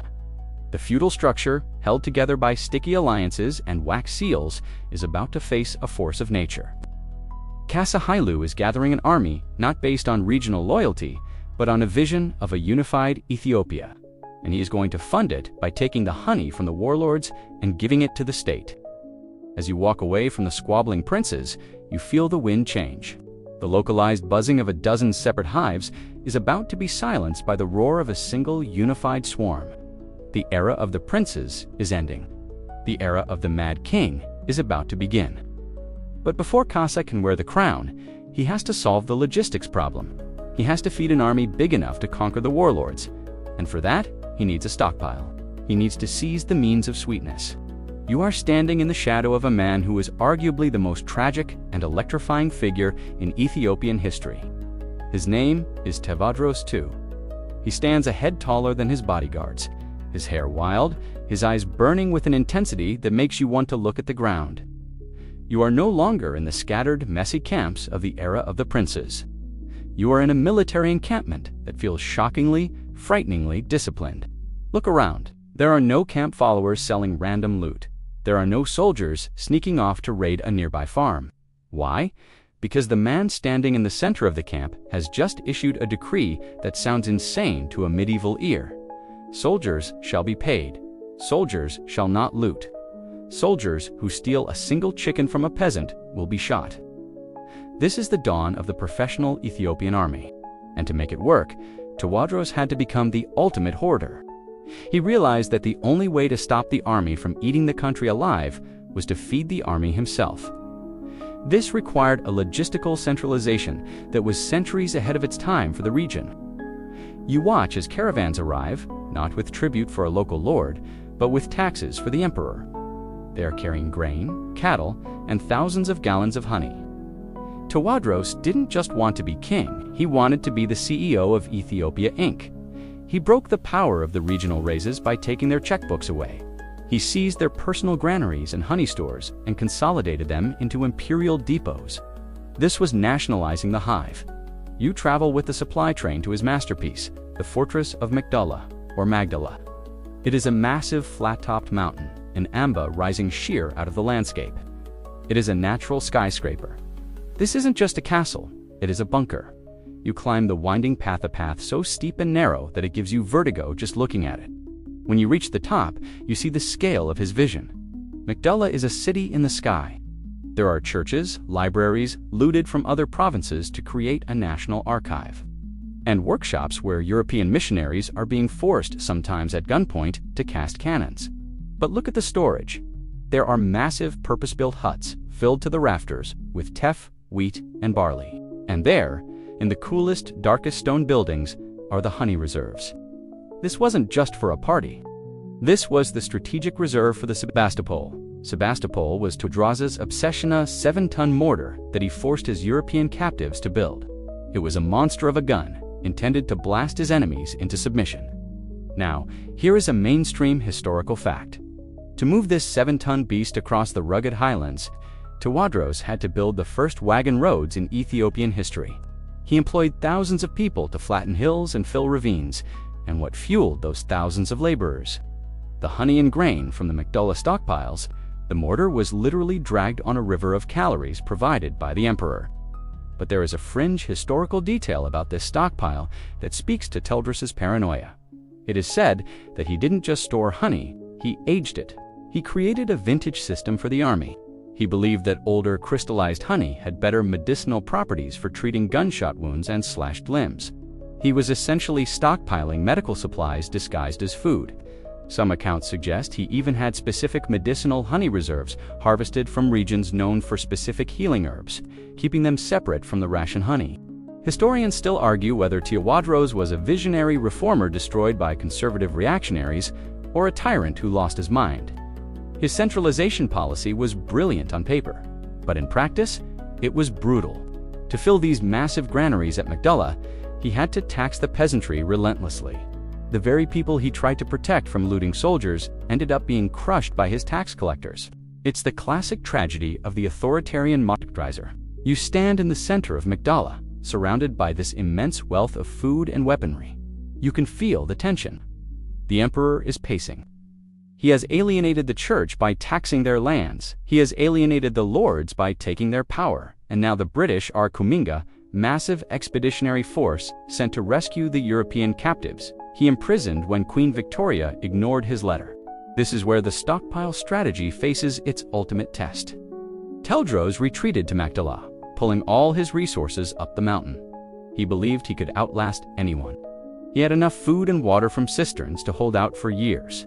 He had the high ground, he had the honey, but he didn't have the people. As the British army approached in 1868, marching on the very roads Theodorus had built, his own army began to desert him. They were wealthed, yes, but they were tired of his erratic violence.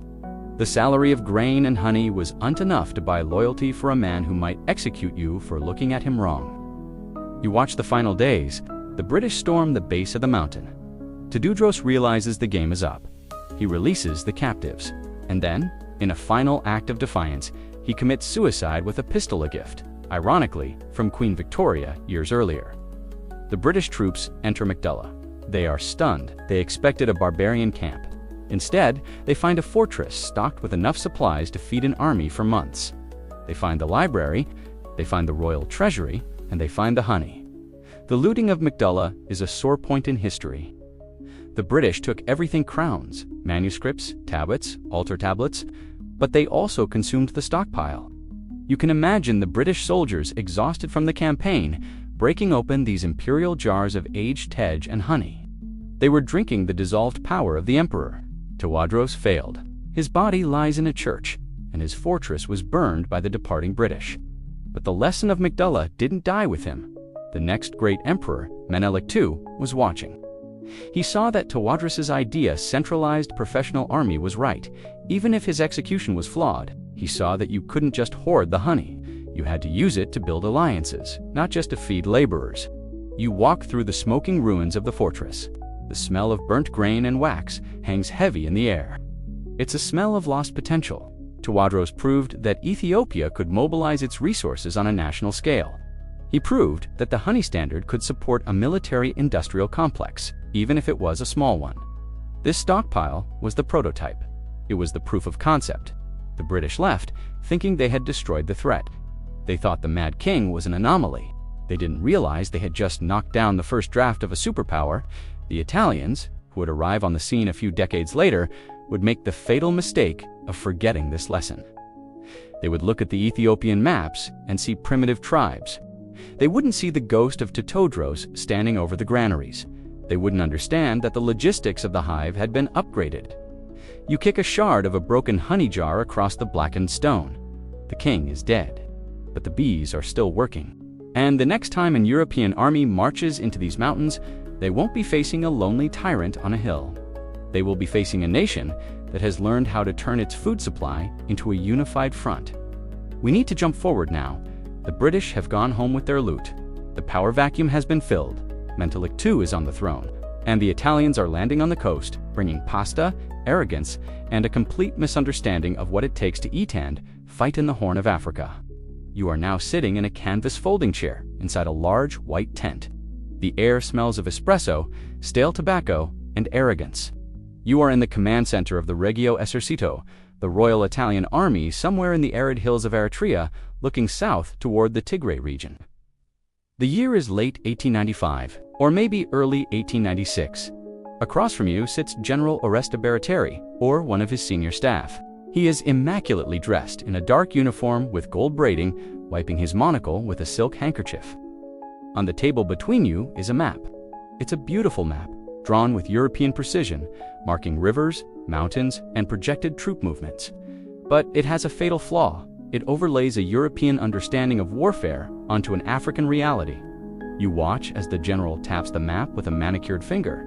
"They cannot last," he says, dismissing the reports of Menelik II's massive mobilization. "They are a feudal rabble. They have no supply depots. They have no railroads. They have no convoys. They will eat the grass, starve in a week, and disperse." This is the Italian confusion. It is a textbook case of how racism can be a military liability. The Italians looked at the Ethiopian army and did unsee the endless line of wagons that defined European logistics. They didn't see the massive herds of cattle being driven behind the lines. They didn't see the stockpiles of tinned beef. And because they didn't see the European markers of logistics, they assumed there were no logistics. They were looking for a supply chain. They missed the supply web. You step out of the tent and look at the Italian camp. It is a marvel of inefficiency. There are crates of pasta, crates of wine, crates of olive oil. To cook the pasta, you need gallons of water that is scarce in these parched highlands. To cook the pasta, you need fuel wood that is even scarcer. The Italian army was tethered to its kitchen. It moved as fast as a pot of boiling water. Now, compare this to what you know is happening just over the horizon. Menelik's army isn't waiting for a lunch bell. Each soldier is carrying that calcolo bag we talked about. They are chewing on dried meat and that energy-dense honey barley mix.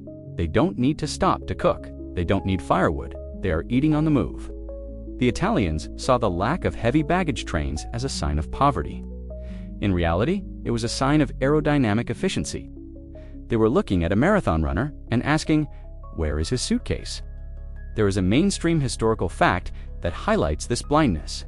General Baratieri repeatedly delayed engaging Menelik, banking on the strategy that General Hunger would defeat the Ethiopians for him. He wrote letters back to Rome assuring the politicians that Menelik's army was on the verge of collapse due to starvation. He was essentially waiting for a famine that never came. Why? Because Menelik had mobilized the entire nation's food system. He had depots of grain and honey cached in the very caves and churches the Italians ignored. But here is where it gets even more interesting. You see those local soldiers in the Italian camp, the Eritrean troops fighting for Italy. They are tough, disciplined, and they know the land. You watch an Italian officer shouting at an Ascari corporal about rationing the polenta. The Ascari looks at the officer with a masked expression of pity. He knows. He knows that his cousins on the other side aren't starving. He knows they are eating better than the Italians because they are eating the food of the land. The fringe tidbit here is fascinating. There are accounts suggesting that the Italian intelligence officers were baffled by the market prices in the region. Usually, when a massive army moves into an area, food prices skyrocket because the soldiers buy everything up. But as Menelik's army advanced, the prices in some border markets remained stable or even dropped. The Italians couldn't figure it out. Was the army not eating? No. It was because Menelik had established a controlled price system and a supply network that bypassed the civilian markets entirely. The invisible hand of the market was actually the iron hand of the emperor, distributing honey from royal stores. The Italians were trying to read the economy like a stock ticker, and they were misreading the data completely. Historians still argue whether this was purely Italian incompetence or a masterclass in counterintelligence by Menelik. Did Menelik intentionally leak rumors of starvation to lure Baratieri out of his fortifications? Did he parade emaciated prisoners or spies in front of the Italians to confirm their biases? If so, he weaponized their own prejudice against them. He let them believe he was weak so they would make a mistake. You walk to the edge of the Italian perimeter. The sun is beating down on the rocky soil. You can feel the thirst. The Italian soldiers are grumbling. Their water ration is warm and tastes of the metal barrel. Their wine ration is gone. They are heavy, hot, and irritable. Meanwhile, 100 miles south, the Ethiopian army is enjoying a very different morale. They are drinking tej in the evenings. The sugar and alcohol are keeping spirits high. The honey is keeping their energy up. They are singing. A singing army is a dangerous army. The Italians also completely underestimated the provisions of the soul. They brought priests, sure, but the Ethiopian army marched with the Tabitha replica of the Ark of the Covenant. Every church they passed was a supply depot not just for the body grain, but for the spirit. The priests blessed the honey. The soldiers believed they were eating a divine substance. You can't fight that kind of morale with a plate of lukewarm spaghetti. As you look back at the map in the tent, you see the red arrows marking the Italian advance toward a place called Adva. The general traces the line with confidence. He thinks he is marching to mop up a starving rebellion. You want to scream at him? You want to tell him about the calcolo bags? You want to tell him about the chemical energy stored in the glycogen of those 100,000 soldiers? You want to tell him that while he is worrying about pasta water, Menelik is moving mountains, but you stay silent. You are just a ghost in this narrative. You watch as he folds the map. Tomorrow, he says, we advance. He has no idea. He is walking into a buzzsaw. And the irony is, the people he calls savages have outlogisticked a modern European power. They didn't do it with trains or tinned beef. They did it with a system as old as the Bible, refined into a military art form. The stage is set. The starving army is actually fully charged and waiting in the jagged peaks of Ottawa. The modern army is tired, hungry, and blinded by its own ego. We are about to witness one of the most significant battles in the history of anti-colonial resistance. And while the rifles and cannons get all the credit, remember what got the Ethiopians to the battlefield on time. It wasn't the railroad, it was the bee. You are standing on a ridgeline at 4 a.m. on March 1st, 1896. The darkness is absolute, save for the stars that seem closer here than anywhere else on Earth. The air is freezing. Your breath comes out in clouds. Below you, stumbling through the rocky ravines of the Adwa Mountains, are 4 brigades of the Italian army. They are tired, they are confused, and their maps are wrong. They think they are marching to occupy strategic hilltops before the starving Ethiopians wake up. But the Ethiopians aren't sleeping, and they certainly aren't starving. As the first gray light of dawn touches the peaks, the silence is shattered. It doesn't start with a gunshot. It starts with a sound that vibrates in your chest, the deep, rhythmic booming of the Nagarit war drums. It echoes off the canyon walls. And then, the hive opens. From every ridge, from every cave, from behind every boulder, the Ethiopian army reveals itself. We are talking about 100,000 soldiers. But it's not just the numbers that matter, it's the energy. The Italians have been marching all night on empty stomachs, lugging heavy equipment. The Ethiopians have just finished their morning prayers and their morning ration of besso and honey water. They are hydrated, they are carb-loaded, they are ready. You watch as the battle disintegrates into chaos. The Italian brigades, separated by the confusing terrain, are cut off from one another. General Baratieri's plan relied on precision, but the terrain demands endurance. And this is where the honey logistics wins the day. Look closely at the Ethiopian charge. It's relentless. A European soldier fights, then retreats to regroup and resupply.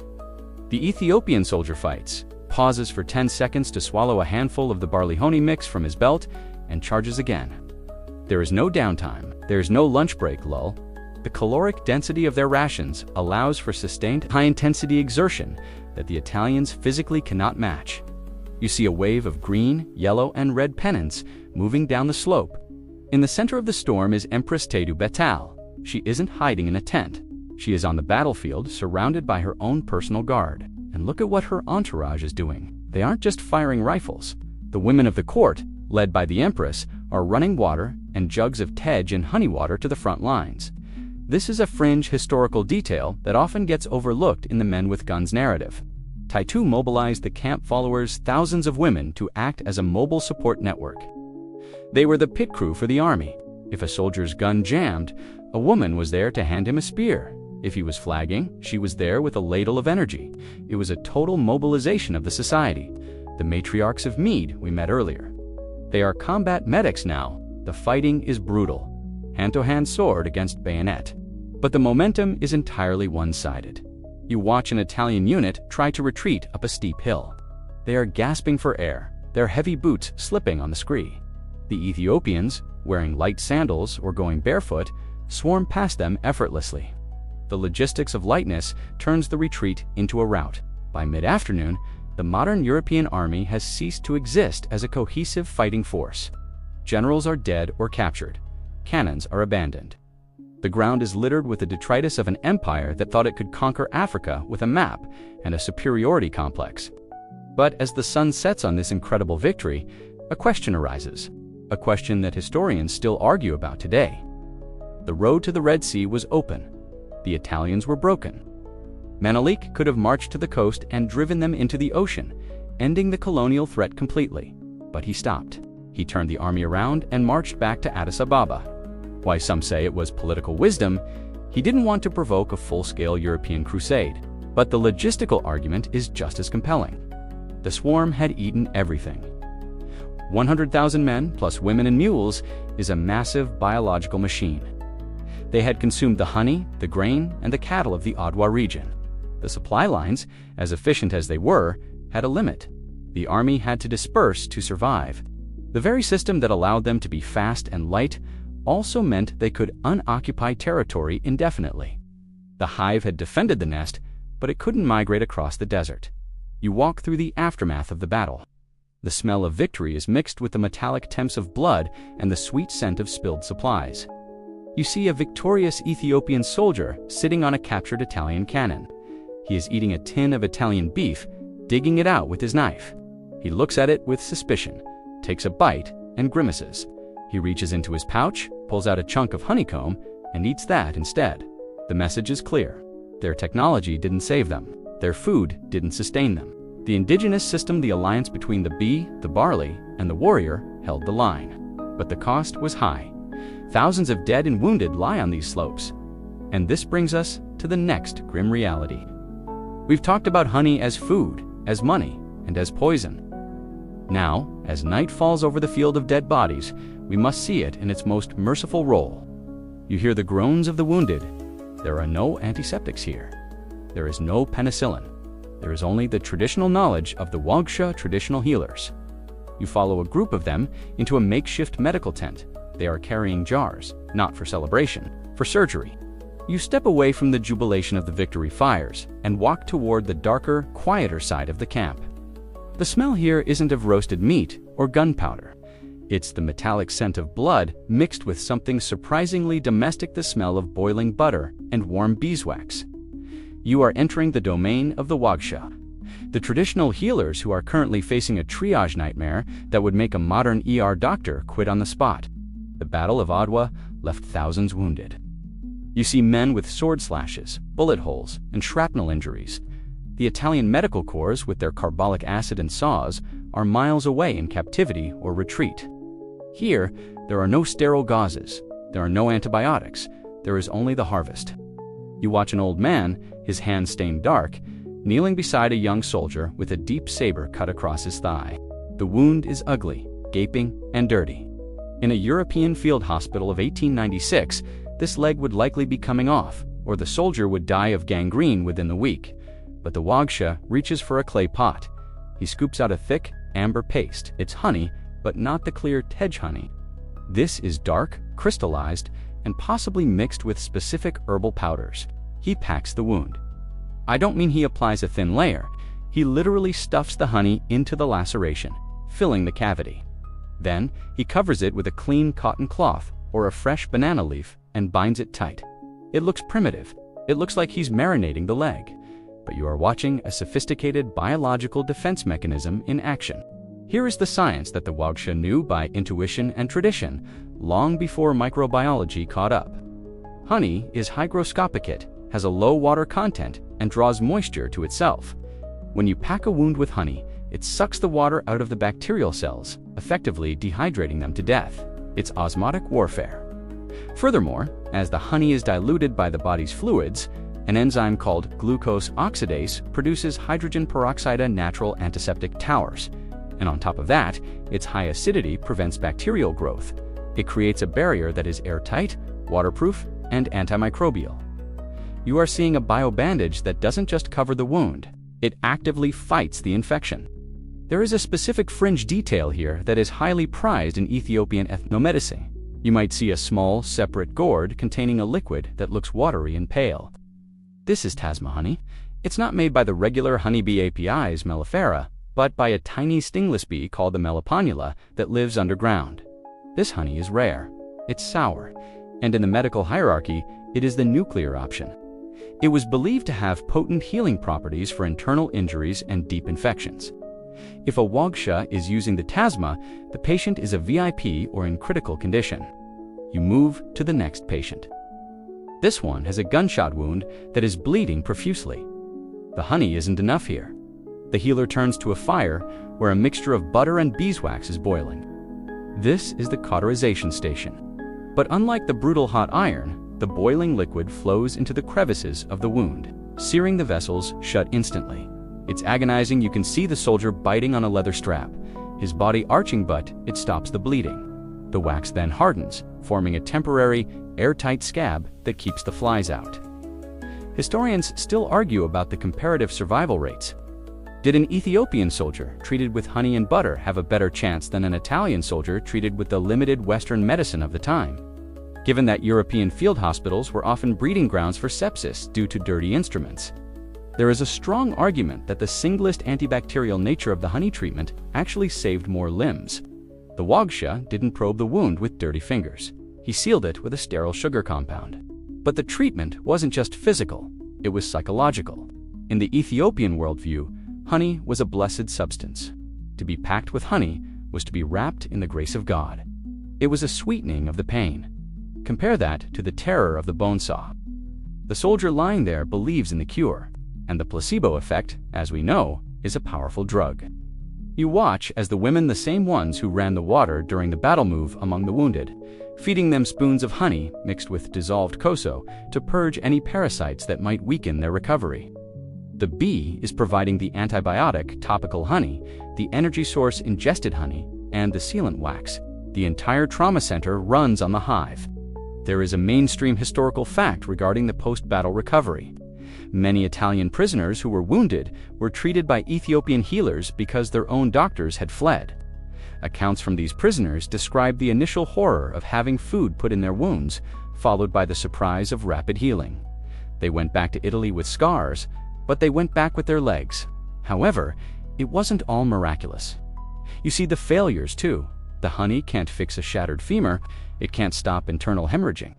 You see the Wagsha shaking his head over a man whose chest has been crushed. He doesn't waste the precious tasma, he simply touches the man's forehead with a little beeswax cross and moves on. Triage is cruel in any language. As you stand in the flickering light of the medical fires, you realize that this sticky bandage is the final piece of the logistical puzzle. The army could march fast because of the honey. It could fight hard because of the honey in the tej, and it could recover to fight again because of the honey. The insect provided the fuel, the courage, and the cure.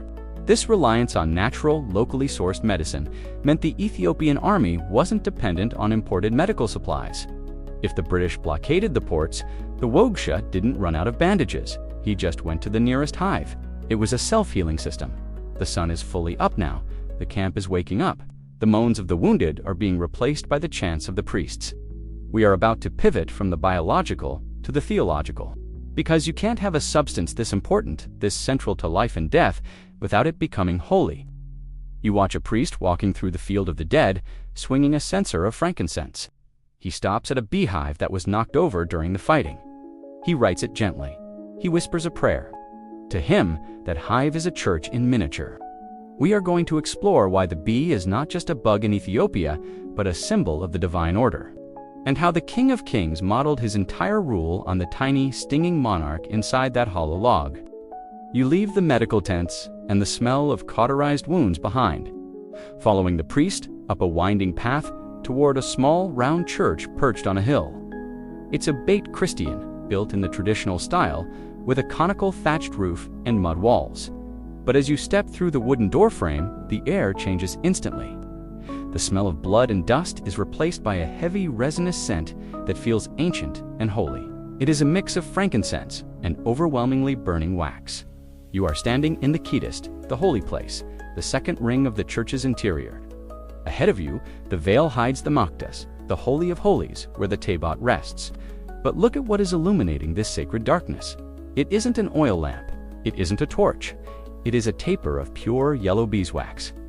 In the Ethiopian Orthodox Tewahedo Church, the bee is not just an insect, it is a theologian. You watch a deacon lighting the candles for the morning liturgy. The flame catches the wick, and the wax melts, dripping slowly down the stand. This substance, this semi, is considered the most pure material on earth. Why? Because it comes from the bee, and in the eyes of the church, the bee is the only creature that reproduces without sexual intercourse, according to the biological understanding of the time, which viewed the queen's laying as a virginal or mystical act. Therefore, the wax is the fruit of chastity. It is virgin matter. When you burn a beeswax candle, you aren't just lighting a room. You are offering a sacrifice of purity. The wax represents the body of Christ, pure and sinless. The wick represents his soul. The flame represents his divinity. The consuming of the wax by the flame is the mystery of the sacrifice. If you tried to light a tallow candle made from animal fat in here, you would probably be chased out with a fly whisk. That's the fat of a dead animal. It's gross. The bee offers a product of life. This spiritual connection goes deeper than just lighting fixtures. The bee is the ultimate model for the Ethiopian monk. Think about it. A monk lives in a community, a monastery hive. He is chaste, he works tirelessly for the good of the whole. He obeys a single leader, the abbot queen, and he carries a weapon. You look at the mural painted on the church wall. It depicts saints with halos, their eyes wide and staring. But in the corner, you might see a motif of flowers and bees. There is a fringe hagiography, a saint's life story that is beloved in the highlands. It tells of Saint Tekel Haymanot or other desert fathers who stood praying for so long that bees built hives in the folds of their robes or even in their beards. The saint didn't move. He didn't swat them, he accepted them, and the bees, recognizing his holiness, didn't sting. they shared their honey with him. It's the ultimate symbiotic relationship. The holy man provides the sanctuary, and the holy insect provides the sustenance. But this theology wasn't just for monks. It was the bedrock of the emperor's power. You remember King Lalibela and the swarm. That wasn't a Anioff event. The Solomonic dynasty viewed the emperor as the queen bee or king bee, as the gender roles were often mapped onto the male ruler of the nation. The logic was simple and brutal. A hive without a queen dies. It falls into chaos. The bees scatter. Therefore, a nation without an emperor is against nature. It is doomed to perish. The loyalty of the subject to the emperor was framed as a biological imperative, not a political choice. You don't vote for the queen bee. You serve her because she is the anchor of your existence. Historians still argue whether this heavy bee symbolism was a unique indigenous development or if it was imported from Coptic Egypt or Greek Orthodox traditions, where the bee also has significance. However, most agree that nowhere else did the metaphor become so literal. In Europe, the bee was a symbol of industry. In Ethiopia, it was a symbol of legitimacy. You watch the faithful during the service. They are leaning on their prayer sticks, wrapped in white gabi shawls. The rhythmic chanting of the Ge'ez liturgy is hypnotic. It sounds like a hum. It sounds like the inside of a massive hive. The church is designed to replicate the order of heaven, and the order of heaven looks suspiciously like a colony of Apis. There is a quirky, almost magical belief that persists in some rural areas that bees have a spiritual radar. If a swarm decides to nest in the roof of a church, it is seen as a divine blessing. The church is active. The prayers are working. But if the bees suddenly abandon a church, it is a terrifying omen. It means the Holy Spirit has left the building. It means the priest has sinned, or a calamity is coming. You can imagine the stress on a rural priest trying to keep his congregation happy while nervously eyeing the rafters, praying the bees don't decide to move out. You step closer to the mactas. The smell of the wax is overpowering now. It's a sweet, heavy smoke. It coats your throat. This is the smell of authority. For centuries, the church and the state were the two wings of the Ethiopian eagle, or bee. The state protected the church with the sword. The church protected the state with the wax, the anointing oil used to crown the emperor. It often had honey or wax derivatives in the mixture. This connection made the honey tribute we saw earlier even more important. When a peasant gave honey to the monastery, he wasn't just paying rent, he was ensuring the prayers could continue. He was fueling the engine of salvation. The honey standard was backed by the gold of heaven. As the service ends, you walk back out into the blinding sunlight. The contrast is sharp. Inside, the soft golden glow of the wax. Outside, the harsh reality of the rocky landscape. But you notice something. The bees are working the flowers right up to the church door. They are weaving the sacred and the profane together. This spiritual mandate gave the Ethiopian warriors we saw at Adwa a terrifying kind of confidence. They weren't just fighting for land, they were fighting for the hive of God. The Italians were invaders who didn't understand the sanctity of the soil. To sting them wasn't just war, it was an act of spiritual cleansing. But the hive isn't a monolith. Just as the church has many saints, the land has many flowers. And as we move from the unified spiritual realm back to the gritty reality of the ground, we have to talk about flavor. Because in Ethiopia, geography is taste, and taste is politics. You are about to learn how to read a map with your tongue. Because the honey from the white tobeb flower tells a very different story than the honey from the yellow adiababa. And knowing the difference could save your life if you trying to figure out whose territory you just wandered into. You step out of the churchyard and descend into the vibrant chaos of a regional market day. The air is filled with the braying of donkeys and the haggling of merchants. But you aren't here to buy grain or cattle. You are here to learn the map of Ethiopia, not by looking at parchment, but by tasting the land itself. You approach a honey merchant stall. It's not just a pile of jars, it's a geological survey. In front of him are clay pots and woven baskets lined with leather, each containing a substance that looks radically different from the next. There is a pot of pure snow-white paste. Next to it, a jar of liquid gold, and beside that, a dark reddish-brown syrup that looks almost like molasses. This is the concept of terroir, centuries before the French started using the word for wine. In Ethiopia, geography is flavor, and in a fractured political landscape, flavor is allegiance. You dip a wooden spoon into the white paste. This is the famous Tigray white honey. It comes from the northern highlands, specifically from regions where the taybeb and other sage family plants bloom in arid, rocky soil. It is crystallized, creamy, and has a delicate floral sweetness that vanishes quickly on the tongue. In the court of the emperor, this is the champagne of honeys. It signifies the north ancient seat of the Aksumite Empire, the land of stone, obelisks, and tradition. If you are a lord in the north, you serve this. To serve anything else is to admit your land is inferior. Now try the dark, red honey. It hits your palate with a heavy, earthy punch. It tastes of smoke, malt, and wild herbs. This likely comes from the Harena forest and the Bale Mountains to the south, or from the wilder forested regions of the west. The bees here forage on the Hagenia and Hypericum trees. This honey is medicinal. It is intense. It represents the frontier, the lush, resourceric lands that the Central Highlanders were constantly trying to integrate or conquer. Here is the political danger. Imagine you are a diplomat from the central region of Shua visiting a lord in Tigray. You bring a gift. If you bring a jar of dark southern honey, you might be making a grave error. You are bringing wild honey to the land of refined honey. You are implying that the host needs strong medicine, or worse, that you don't respect the subtlety of his own region's produce. Historians still argue about the extent to which these regional flavor profiles influence trade routes. Did the emperors build roads to the south just to get the dark honey for their medicine chests? Or did the trade routes exist for ivory and slaves, with honey just riding shotgun? There is a strong economic argument that the white honey trade was one of the earliest drivers of internal commerce, binding the disparate highlands together through a desire for the premium product.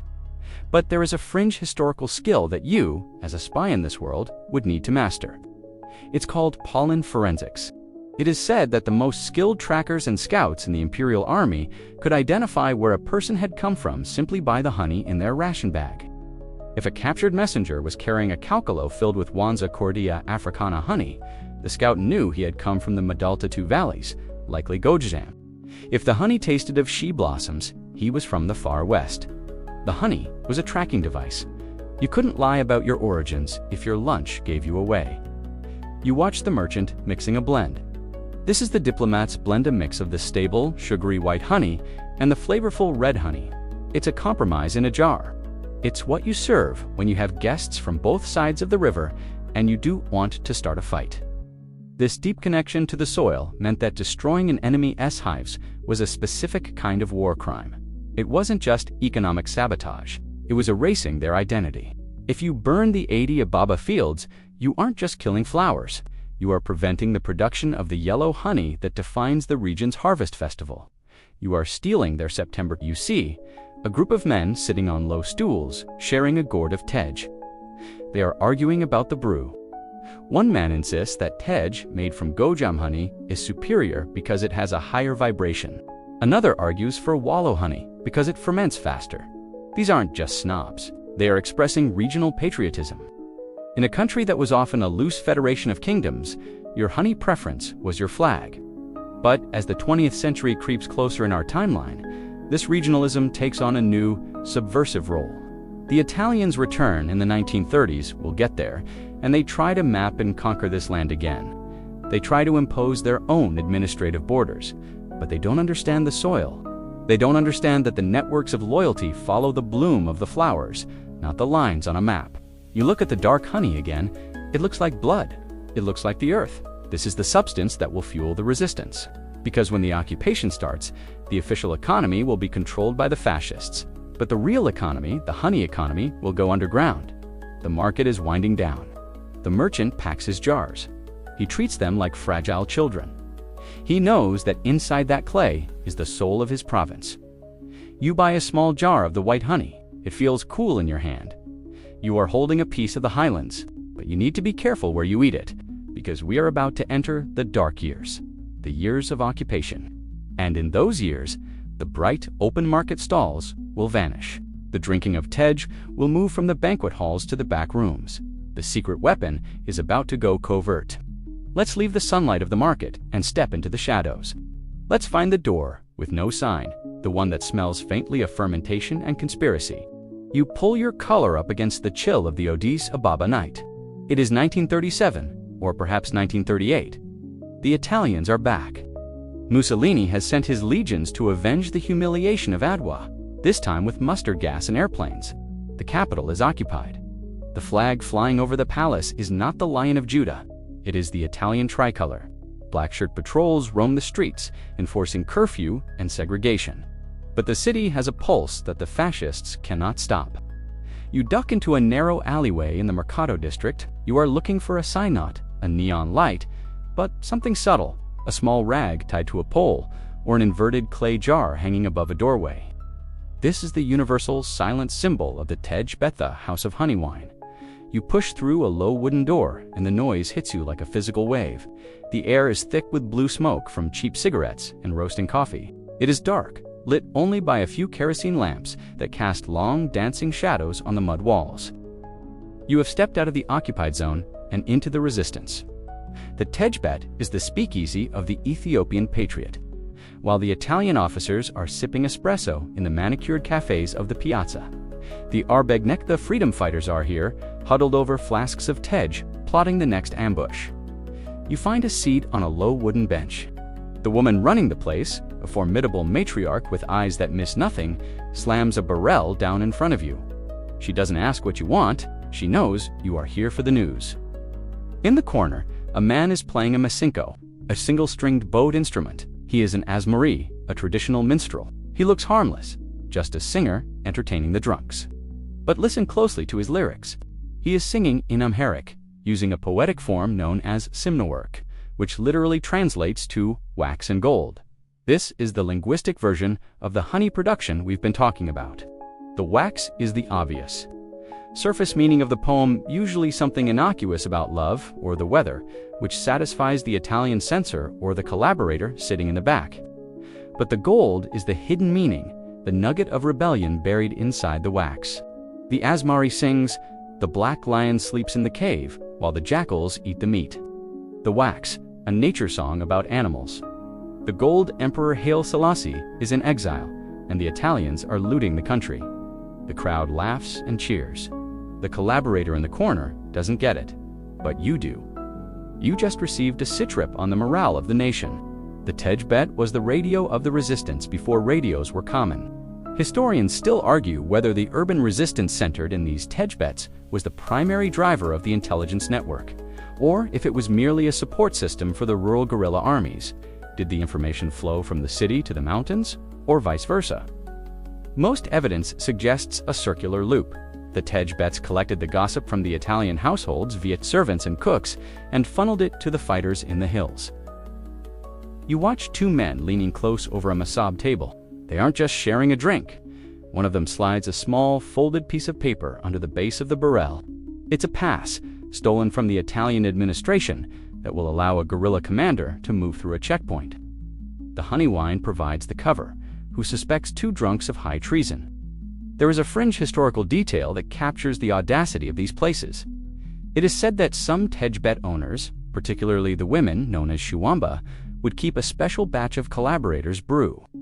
If a known spy or Italian sympathizer came in, they would be served Tej laced with mild laxatives or sedatives, not enough to kill them and bring down the police, but enough to make them leave early or miss their morning briefing. It was low-level biological sabotage served with a smile. The Italians tried to regulate these places. They issued decrees banning the sale of Tej after certain hours. They tried to impose taxes on honey to starve the production. They even attempted to segregate the drinking houses, creating native zones. But you can't regulate a culture that brews its own alcohol in every backyard. The Tej Bets just moved deeper underground. They became mobile. You take a sip from your flask. The Tej here is rougher than the royal vintage we tasted in the palace. Its resistance vintage fermented quickly, strong, and unapologetic. It tastes of urgency. Suddenly, the music stops. The door bursts open. A hush falls over the room. Two carabinieri, Italian military police, step in, their boots loud on the packed earth floor. They scan the room with flashlights. The Asmari doesn't flinch. He immediately shifts the rhythm of his bow and starts singing a song praising the beauty of a visitor from Rome. The wax, a compliment to the soldiers. The gold, a mocking verse about how visitors from Rome eventually get malaria and die. The The room erupts in laughter. The Italians smile, thinking they are being welcomed. They don't speak the language well enough to hear the gold. They do a quick sweep, see nothing but a bunch of locals drinking honey wine, and leave. The moment the door closes, the tension snaps. The laughter turns hard and triumphant. This is the psychological warfare of the Tejbet. It is a space where the Ethiopian reclaims his dignity. Outside, he might have to bow to the fascist. Inside, he is mocking him to his face. You realize that the underground network isn't a metaphor. The resistance literally utilized the cave systems and the subterranean storage pits traditionally used for grain and honey as bunkers. But the social underground was here, in the smoke. The woman refills your glass. She whispers something in your ear. The patriot Abibi Adagai needs wax. She doesn't mean beeswax for candles. She means ammunition. In the code of the resistance, honey was money, food, and wax was bullets, perhaps because of the lead casing or the way they were sealed. The terminology of the hive had been militarized completely. You nod. You are just an observer, but you feel the pull of the conspiracy. You are witnessing a society that refuses to be broken. They have turned their leisure time into a weapon. They have turned their poetry into code. As the night wears on, the Tej does its work. The fear of the occupation recedes, replaced by a fierce honey-fueled bravery. You see a young man stand up. He is wearing tattered Western clothes, but he holds himself like a warrior. He raises his barrel to the lion. He says quietly, "To the lion," the room echoes. They are drinking to the return of Haile Selassie. They are drinking to the future, and they are fueled by the same substance that fueled the soldiers at Adwa 40 years prior. The continuity is striking. The technology of war has changed airplanes, mustard gas, machine guns, but the fuel of the resistance remains biological. But resistance is a waiting game. It takes patience, just like fermentation. You can't rush the expulsion of an empire any more than you can rush a jar of Tej. You have to let it sit. You have to let the pressure build until the cork pops. And speaking of sitting, there is a legend about a specific batch of Tej, a batch that was brewed before the Italians arrived and hidden away. A batch that was meant to be drunk only on the day of liberation. You finish your drink and slip out the back door before the patrol returns. You are heading to a different kind of hiding place, a cellar in an old noble house that the Italians have commandeered as a headquarters. They think they own the building. They don't know what lies beneath the floorboards. We are about to taste the survivors' vintage, the wine that waited out the war. The date is May 5th, 1941. You are standing in the garden of a villa in Addis Ababa for the last 5 years. This house belonged to a fascist officer who insisted on planting neat rows of geraniums and eating imported pasta. But today, the officer is going to fled in a convoy toward the north, or captured by the advancing British and Ethiopian forces. The geraniums are being trampled by a jubilant crowd. The flag of the Lion of Judah is back on the flagpole. But you aren't looking at the flag. You are watching an old mantha, rightful owner of this house. A patriot who spent the war in the mountains, digging in the dirt near the base of a massive sycamore tree. He isn't looking for gold. He is looking for something he buried the week before. The Italians marched in back in 1936. His spade hits something hard. Thud, a hollow sound. He drops to his knees and brushes away the soil. He reveals the rounded top of a massive clay gan. It has been underground for 5 years. In the world of wine, 5 years is a decent vintage. In the world of Tej, 5 years is an eternity. This is the survivor's vintage. You help him hoist the heavy jar out of the earth. The leather seal is rotted, but the beeswax plug underneath is intact. The wax the seal of the church, the seal of the state held, the Italian boots stomped over this spot for half a decade, unaware that beneath their feet, the spirit of the resistance was fermenting. The old man takes a knife and pries off the wax. The sound of the seal breaking is sharp, like a gunshot. And then, the smell hits you. It doesn't smell like the fresh floral Tej we saw in the village. It smells deep, rich, and oxidized. It smells like sherry, like dried apricots, like smoke and leather. The sweetness has been almost entirely consumed by the yeast. What is left is pure, concentrated alcohol and the ghost of the honey. He pours a splash into a chipped glass. The liquid is dark amber, almost brown. It's thick. You take a sip. This is not a drink for the faint of heart. It is dry bone dry. It burns your throat with the intensity of a brandy. The sugar is gone, replaced by complexity. It tastes of the soil, the wood of the olive tree, and the passage of time. It is a taste that says, "I waited." There is a mainstream historical fact here that frames the moment. On this day, Emperor Haile Selassie re-entered the capital, flanked by the Gideon Forza mix of British irregulars led by the eccentric Ord Wingate and Ethiopian patriots.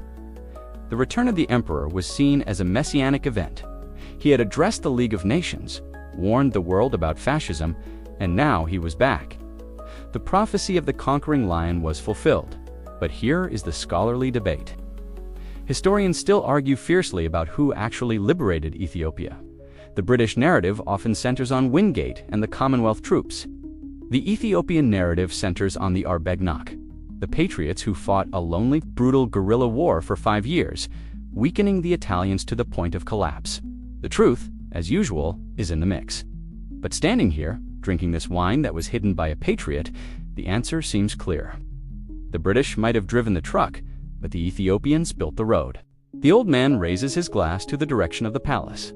He doesn't say a word. He doesn't need to. The wine speaks for him. It survived the darkness. It transformed from something sweet and vulnerable into something potent and shelf-stable. It is a liquid metaphor for the Ethiopian resistance. They went into the occupation as a feudal collection of squabbling princes. They emerged as a unified symbol of African independence. There's a fringe tidbit about aged tej that is worth noting. In some regions, tej that has been aged for years, sometimes called derrick tej or dry tej, was believed to lose its ability to cause hangovers.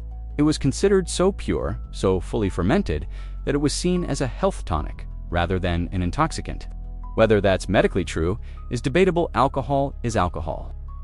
But in the euphoria of Liberation Day, nobody is worried about tomorrow's headache. They are drunk on freedom. You look around the garden, the city is exploding with noise. Church bells are ringing. Rifles are being fired into the air. People are hugging strangers. But amidst the chaos, this quiet act of unearthing the jar feels the most profound. It connects the pre-war past to the post-war future. The timeline wasn't broken. It was just paused. The survival of this jar also represents the survival of the bees. Despite the mustard gas used by the Italians, which devastated the environment. In some areas, the hives in the remote cliffs survived. The Italians couldn't gas the cliffs. The geography that defeated the British logistics and the Italian army also protected the ecosystem. The bees kept working. The flowers kept blooming. The production of the secret weapon never actually stopped. It just went into stealth mode. As you finish the glass, you feel a warmth spreading through your chest. It's a feeling of closure. The long struggle from the era of the princes through the reforms of Theodorus, the victory of Menelik, and the exile of Haile Selassie has culminated in this moment. The honey has bound the nation together through centuries of trauma. But the story isn't quite over. The war is won. Yes, the emperor is back. But the symbol of the bee has one final lesson to teach us. It's not just about war or food or money. It's about the philosophy of the state itself.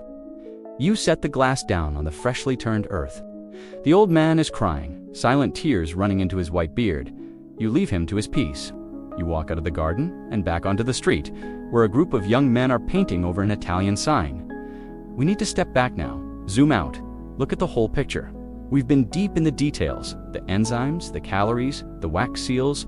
Now, let's look at the icon. Let's look at why. In a land of lions and elephants, the tiny insect is the true king of the jungle.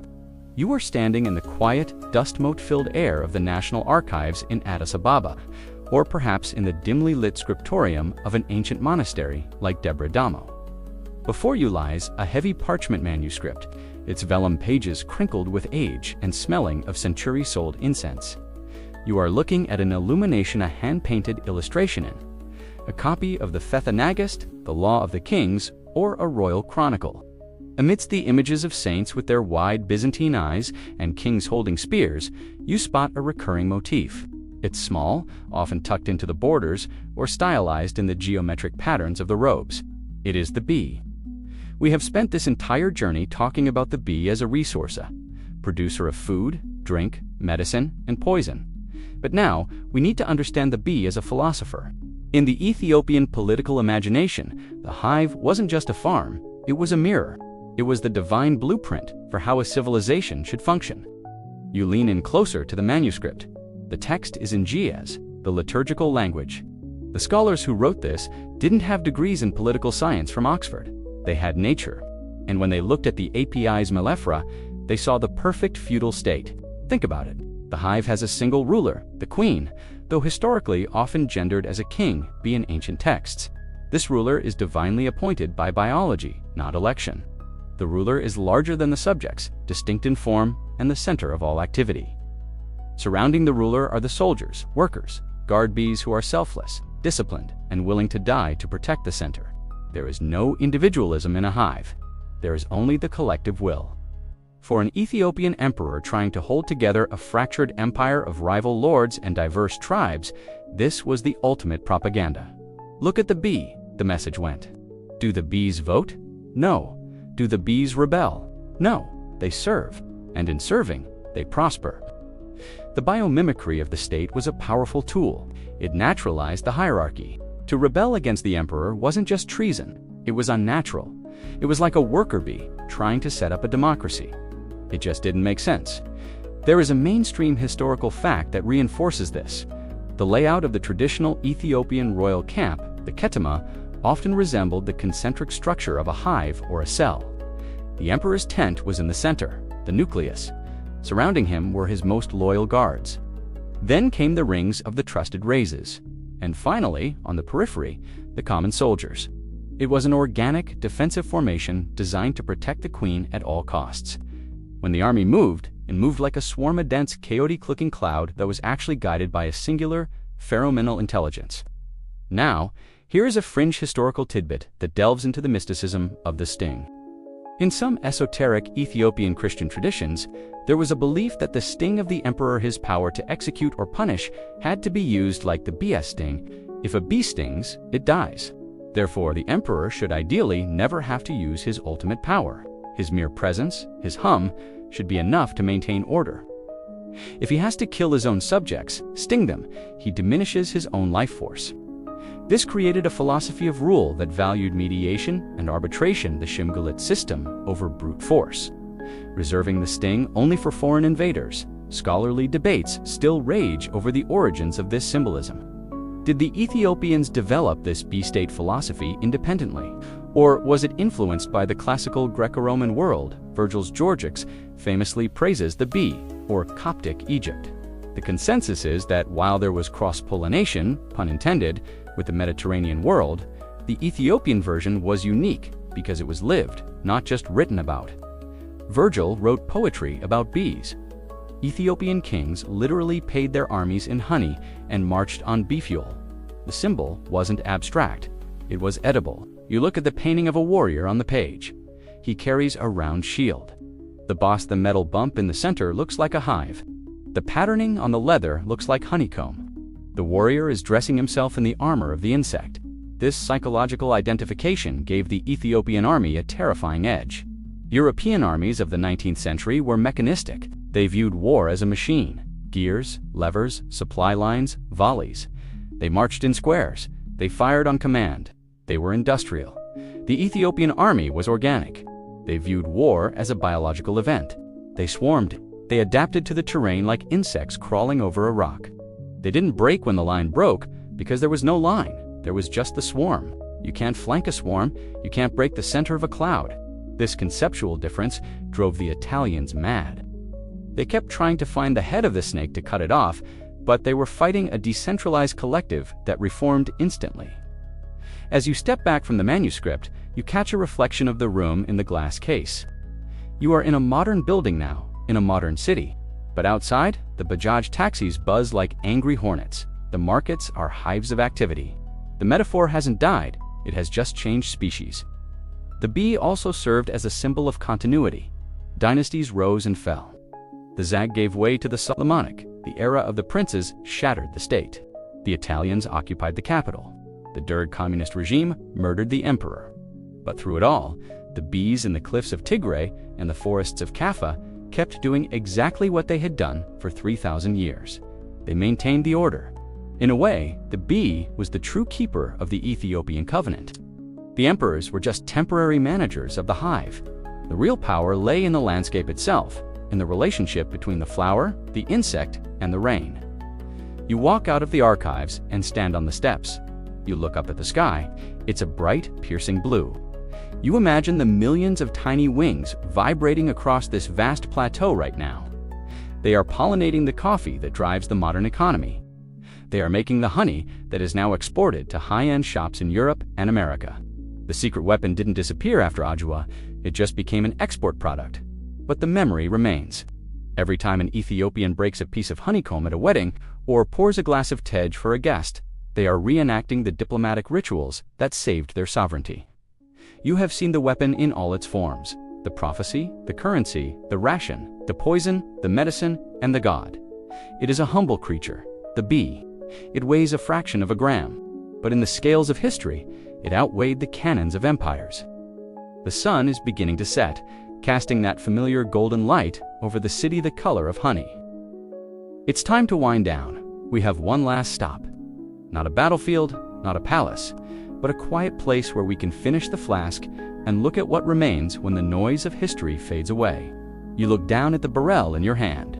It's light now. The golden liquid that swirled inside it an hour ago is gone, leaving only a sticky amber residue clinging to the glass neck. The heat of the alcohol has faded from your chest, replaced by a heavy, comfortable drowsiness. The fire in the center of the room has burned down to glowing red embers, popping occasionally and sending a shower of sparks up toward the thatched roof.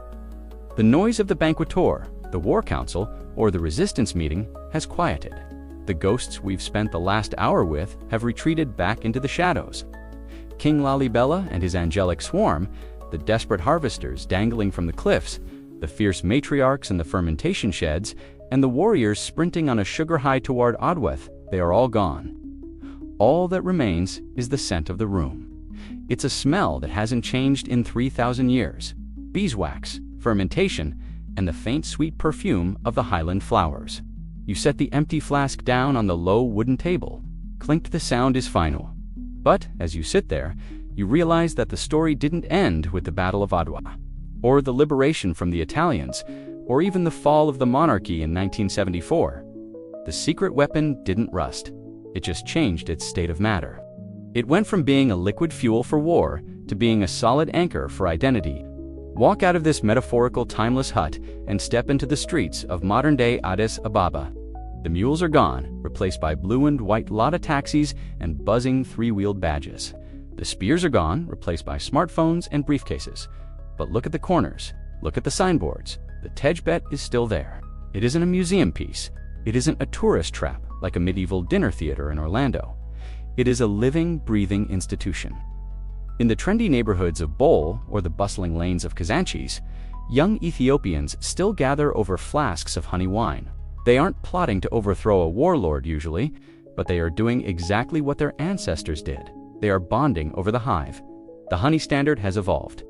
Today, Ethiopia is Africa's largest producer of honey and beeswax. The descendants of the bees that poisoned the Italian army are now fueling a massive export industry.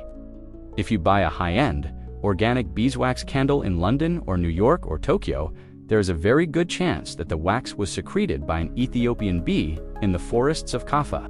The wax that once sealed the emperor's decrees now seals the moisture into expensive lip balms. The soft power of the hive has gone global. There is a mainstream historical fact that underscores this continuity. In 2015, UNESCO inscribed the Fika Shambalel Festival and implicitly the broader cultural heritage onto the representative list of the intangible cultural heritage of humanity. But even without the UN's stamp of approval, the culture persists. You can't kill it because you can't kill the geography. As long as the Addis Ababa blooms yellow in September, the honey will flow. But there is a fringe, modern twist to this story that is fascinating. In the Ethiopian diaspora in Washington, D.C., in Los Angeles, in Tel Aviv, the tej culture has become a lifeline. For refugees and immigrants fleeing the Red Terror or economic hardship, the taste of honey wine was the taste of home. But they couldn't always find the gesho plant or the specific highland honey. So they adapted. They biohacked the tradition, using hops or different local herbs, trying to recreate the specific bitterness of the motherland. It became a chemistry experiment in nostalgia. And just like the survivor's vintage we dug up in the garden, this diaspora, Tej, kept the identity alive in a foreign soil. Historians and economists still argue about the future of this honey economy. Some traditionalists fear that the industrialization of honey production, putting bees in modern box hives instead of the traditional cylinder hives will, killed the unique flavor profiles, the terroir that made the honey so special. They argue that the inefficiency of the old ways was actually the secret to the quality. Others argue that without modernization, the Ethiopian farmer can't compete in the global market. It is the classic battle, the soul of the hive versus the efficiency of the factory. You stand on the street corner, watching the city lights of Addis twinkle against the dark mass of the Untold mountains. You think about the sheer improbability of it all. How did a nation withstand the scramble for Africa? How did it remain the only African country never to be colonized? Occupation doesn't count as colonization. As any Ethiopian will firmly remind you, standard answers involve the rugged terrain, the Christian heritage, and the diplomatic savvy of the emperors. But you know the deeper truth now. You know about the caloric density of the calcolo bag. You know about the truth serum diplomacy of the banquet hall. You know about the antiseptic wax on the battlefield wounds. They didn't just fight with iron, they fought with biology. They leveraged the ecosystem. They turned the flower and the insect into allies. The Italians brought mustard gas, the Ethiopians brought the hive, and in the long run, the hive won. The empty flask on the table isn't really empty. It's full of memory. It's a vessel that held the courage of a warrior, the secrets of a spy, and the prayer of a monk. As you turn to leave, you hear a sound. It's faint, cutting through the noise of the city traffic. It's a low hum. Maybe it's a generator. Maybe it's the wind. Or maybe, just maybe, it's the sound of millions of tiny wings vibrating in the eucalyptus trees above, preparing for the next day's work. The emperors are gone. The races are gone. The Italian generals are dust. But the bees are still here. They are the true eternal dynasty of the highlands. They don't need a crown, they have the comb. And as long as they are flying, the history of this place will never be sweet, safe, or simple. It will always be wild. You take one last breath of the cool, thin air. It smells of roasting coffee and distant smoke. You've survived the climb, the feast, the battle, and the hangover. You've earned your rest. Wind down, and so we leave the highlands. We leave the jagged peaks of Simeon and the flat-topped fortress of Magdala, fading into the purple twilight. The roar of the battle at Adwa has long since quieted, replaced by the gentle, rhythmic chirping of crickets in the tall grass. The fires in the Tukul huts are dying down now, turning from bright orange flames to soft, pulsing mounds of gray ash. The smoke drifts lazily up through the thatched roofs, carrying the lingering scent of frankincense and old wood, dissolving into the vast star-filled sky. Picture the hives tucked away in the crevices of the cliffs. The frenetic energy of the day is over. The bees are clustered together for warmth, a single, breathing entity resting in the darkness. The work is done. The nectar has been gathered. The wax has been sealed. There is nothing left to do but wait for the sun. You can feel the cool mountain air settling over you, heavy and still. It's a blanket of silence that covers the valleys and the canyons. The history we walked through, the noise, the adrenaline, the fear, and the triumph fit all drifts away like mist in the morning sun. Let your breathing slow down to match the rhythm of this high, quiet place, deep and steady. The secret weapon is safe in its jar. The warriors are asleep. The story is told. There is a peace here that is older than empires, older than maps. It is the peace of the earth itself, resting between the seasons. Let that stillness settle into your bones. The flask is empty. The night is full. Sleep well.